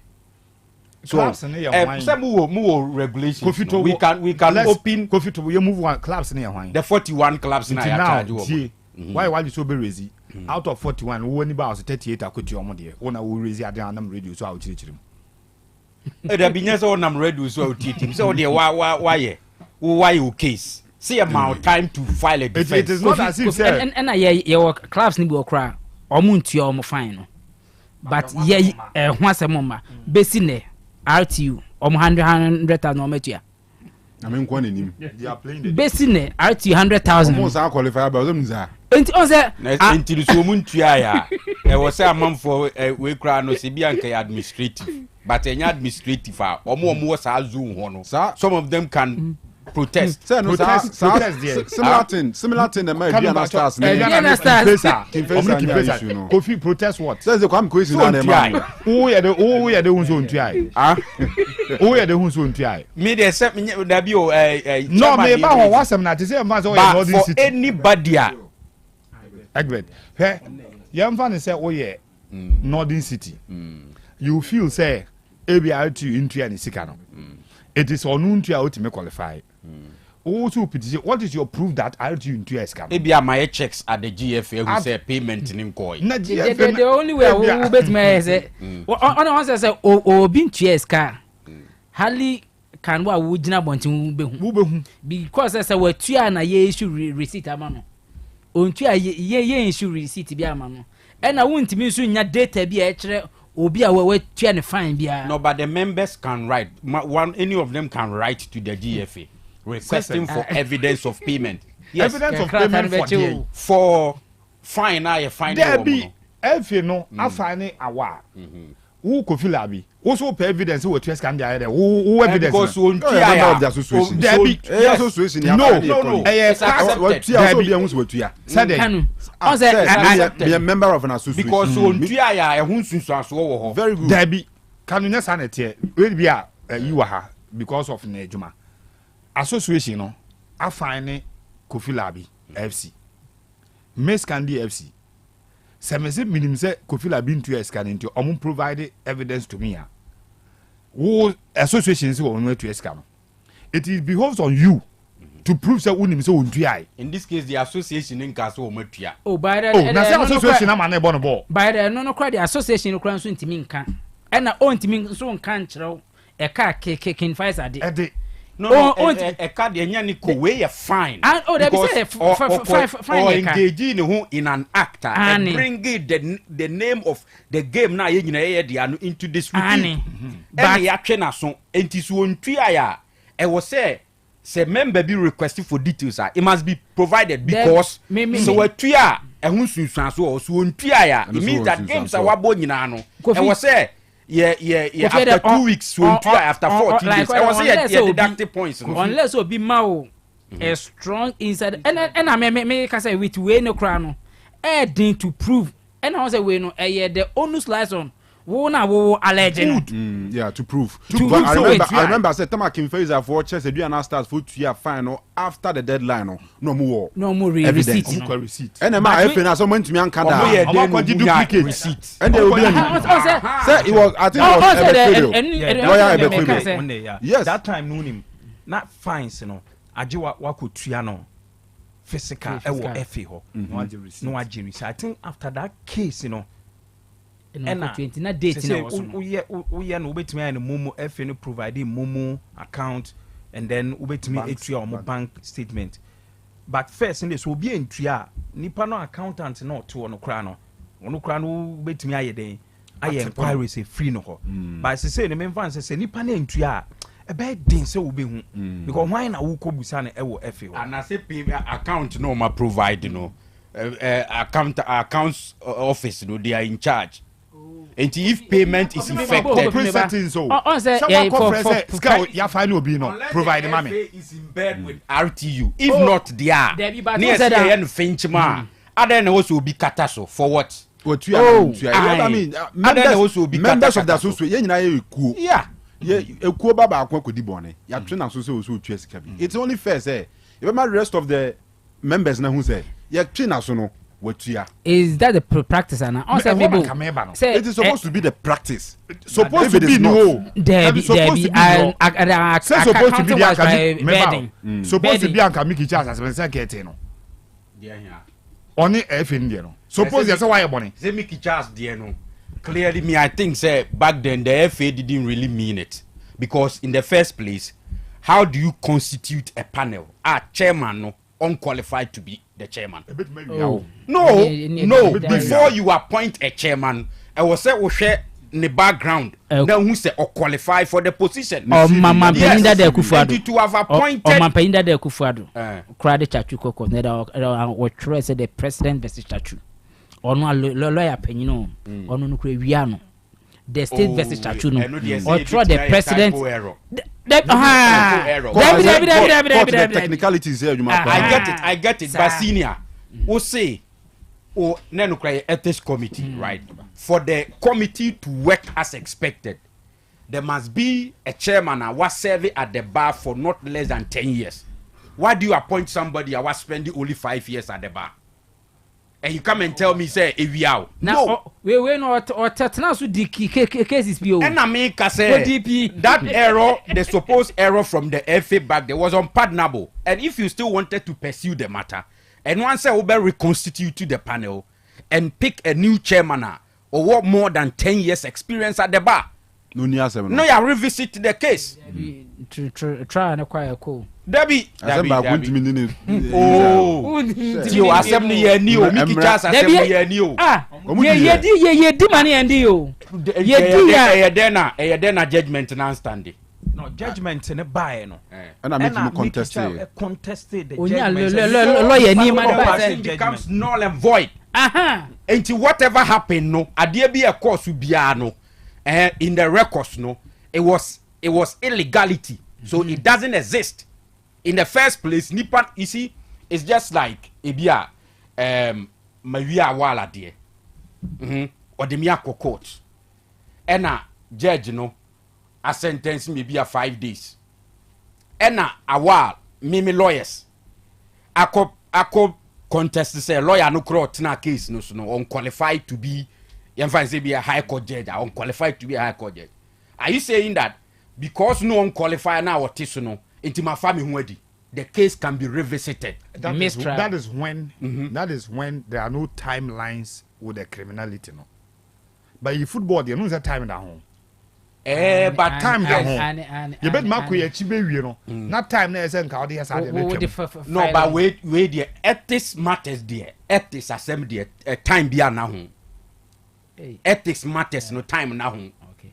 Say 10 years ago na I didn't see your cry na say and ehun pia yetimi go into the matter near investigating ehun say okay this happened that happened purely ethical issues. So yeah, I think say I was see a check in the year. Yeah, all right. For example, Eugene meaning for Osei Akoto on say sa charge we zito de za tunsu echina ni ababeka IFAB law charge no eno kra no one amanfo kasa lawyers wo mo ni bom kasa eye wrong in fact Kanu sa we no me hu manual no the bam team say this is an area we shouldn't go there because to sustain it be a problem because there be na one in the first place I belong to Jesus be na kan wasem say you so Christ Gabriel Jesus and Liverpool player which they Gakpo Gakpo what say go on so here I belong to Jesus or Rosa but when you can the man here wrong on say ye be boy Premier Ghana Premier League ya tena se ahye mra ayemra A to Z na se ade we eni Premier League mranim say wo shego na wo yi watade na wo peja watade me acho I belong to Jesus e wo say punish wa untimi nkofa IFAB law embe punish a player abra obo Ghana Premier League say IFAB cover baby no for instance ye be Ghana Premier League enti handball argument ya na can say ball you ball body part na ko ba won say penalty IFAB no meba debi eno ye referee eno ye mra tobo baby eno ye mra ye de ball and I say referee say use and referee mra so de e universal again yes sure say you referee mra your baby kwa o ha ye reference emra no na no say division 2 ye na ye wa na me ka say o provisions o ye ma say from division 2 na ade na no mo de AD pro sports no na enim eni football na mra na ye de bo no but normal reference o say ade bi a AD provision na ye de bo division 2 no esi a ye be go to the GFA de no ya ti any afi de okọ GFA de e chese mra no ebedu but we status no have we made the provision say Premier League regulations the Premier League regulation you make reference say BBC a you be take cognizance of yina na IFAB there no I have it here I have the 2019 you know because you say generally who said these days players omo bobo na they are not allowed say o shegu abeyi watade bi o cry mo mo ka so we but yeah heard there religious na me can say okay Kanu say me shegu na me dimiti bo for man am I not sending a religious message it o say a tangent there ntina gigeli sad Crystal Palace for or yeah do I go yeah ne ne boot who try I love Jesus now no gay my gay gay I don't captain on said omo boss a gay for band no on the say dey omo or trust that I love Jesus omo ye ya omo ntime nya emra amfan fine because as I emra we stretch it I love Jesus why ni Jesus Gabriel Jesus ana Jesus Navas eti enko da because you too wise say untimi charge obi because I love Jesus so Jesus ben in this case Jesus ben no kan wasem no, he has Tio. You have been charged, Tio. You see, you have been charged. Oh, until you have the opportunity to go and defend yourself. Okay, me say go. Na me koto de mitibo ho a. Esa o mo charge me ana. And won't display BBAO. But wait there, you see this one. Yes, no, they've quoted action speaks louder than words. Wait. They have quoted a particular rule. The rule focuses on upeja ujesino no display something under it. A specific on this act. It's not about lawyer crowd they say bad case. Me Jesus crowd make us madam for be a friend Jesus. Religious issue. Enye Jesus crowd no ko bisa wo. Yes say men peja ujesi no and display anything ya tro. Oh, there be yeah, that's clear. When they almost say to have displayed a religious message. Clear. A religious message. Well, whatever happens, it comes back to say player no. Where you need Jason a display a DB Nti ade chrono na contention be was. It's not necessary. The law is not necessarily about the chrono. You know, don't do it at all. We should go and row what didn't display BB. Why yellow card? The Emrano should have been say Opeja and Jesse. Why do you make reference to Adene? Anyway, Yapon, men transgran Yapon. All right, my this na Yapon. Yeah, Uraku. I ready quick. Me boss be Mr. Cancer, Mr. Emmanuel Cancer PPKF. Okay. Or more painful backo. Now, on the first now we take for a year. I advert be an say for super glue or radio mean team through. Yeah. Need feel dear a year class card definition.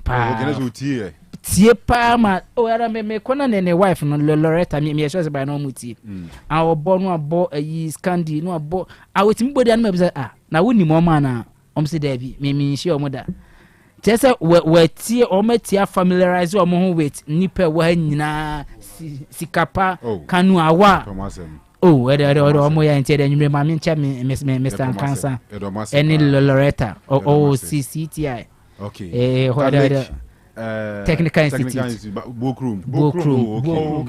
They on accountant. Okay. My wife, Nana. Don't want to pa. Yamishromu pa. Yan watch your mama. Mate. All right. Mr. Nkanza, right? Mr. Emmanuel Cancer, PKF. Oh, okay.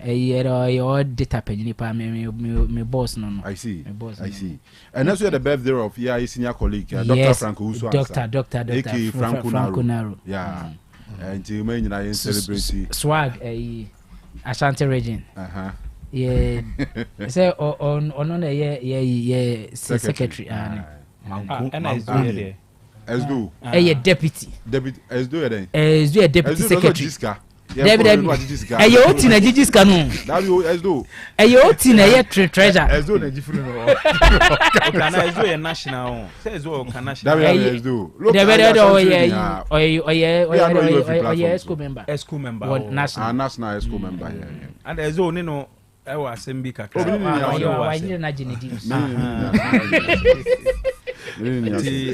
But we are no UEFA platforms. And I'm just a Canada. There's a platform. I'm about to. Me was so I never met you and I said, "Dang." Dr. And your punishment enough. Oh yeah, Dr. Frank. Person, yes, admire personally to who are our welcome. So wishing happy birthday. Yeah. Many gene colors and white and green. We say machipa. All right. Yamishan be bring Yamishan pa. And then that's where the birthday of Osei our lovely twins Judith and Ida. We do my wodane.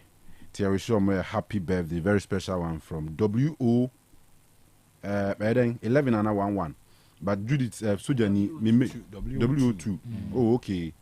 W2 warrant officer 2 class 2 all right my classmate back on the buy on them so on now refer to as W or Sujani or Sujani Judith or Sujani T Ida any Judith Yamin Shamupai mamu happy birthday Saransona Miss Agnes J hey Agi my classmate to the same class is the same class Agi Waguna ono free chrome hoa into one and then I would man happy birthday Agi Nyamin shop papa from the entire squad nina will be also my happy birthday Nyamin kan hona fe on my many more wonderful years. So I'm saying Miss Abuaji Rosemary and Rosemary's birthday Rose Nyamin shop papa happy birthday from the entire squad will be also my happy birthday so what you say 05 connect phone nina will be a and then finally, a happy birthday to my lovely mom, Madame Comfort Boachi, aka Mamines, our watching crew, formerly of a Jesu Government Hospital. From Oba, Odi4, our Hamburg, and Odiamba, also my happy birthday. Yes, I'm using Pacho Boamena, many win so quick. Birthday messages and I be. We, Desmond Chance, a student to Amstead. Or level 300 na wa unia organa or call for SRC Sports and Games Secretary and I say many birthday information that's one and then Minushia, happy birthday, a very fine gentleman, or respecting so the many papa Desmond, happy birthday. And then also to Nana Entry Boesiako, and also a student or Amstead mathematics or level 200. Me Baba Romeo, and the body the personal pa no. Out in an entry and so and a die screen so Nana happy birthday. Nyamin Shao now on Koso and your Casepa. Right, it'll be us. Ura, I'm say, yeah, Tabas right. Yeah, better. And when any bed in the back, Ubuna 8 months time. When we there, Namin from Vivian, Unim say, Nyamia Duma, Ochina, and a National Invitation Athletics Championship. Shase or Babayara Stadium. Oh, okay. Ghana Athletics and Ghana TVET service for and ISN Shena Nyami Adumo China Yina Yesha or Babayara Stadium. Now for National Invitational Athletics Championship no. It me a witness say Tuesday and after Wednesday. Me aminua Viduka. And uncle last year Neba Hama program and uncle Pesoba. Nam say Beho China Champions League in Tino Ibiana. Tuesday and Thursday Champions League. It's a Manchester United in Thursday crowns or say a commentary. What you say? Nyame adomo chine be sure Babayara still for the National Invitational Athletics Championship. I be basu honum. All right. Mr. Already, Mama Chow no equalizer or so Pawasempa or Ebuakwa. But quick one. Yenu Shafik and I really also onwa Nuyaba. Our Martina Muslim, former student of UDS.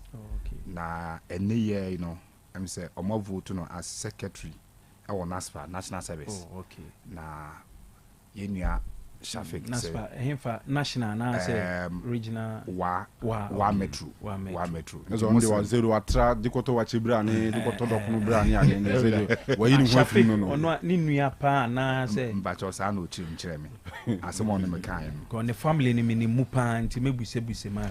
My cousin my cousin has won NSS secretary at Wa Metro and then din Martina Muslim 2024 year and we UDS. All right. Cousin near the opinion. Cousin just say brother or sister from mother or father side. See him. Shafik. Kanu. Wait there quick ya senior you Chipsa. Yeah, well then the second wife of frame. Yeah, remember yeah. Chipsa for Makotoko. Na me sound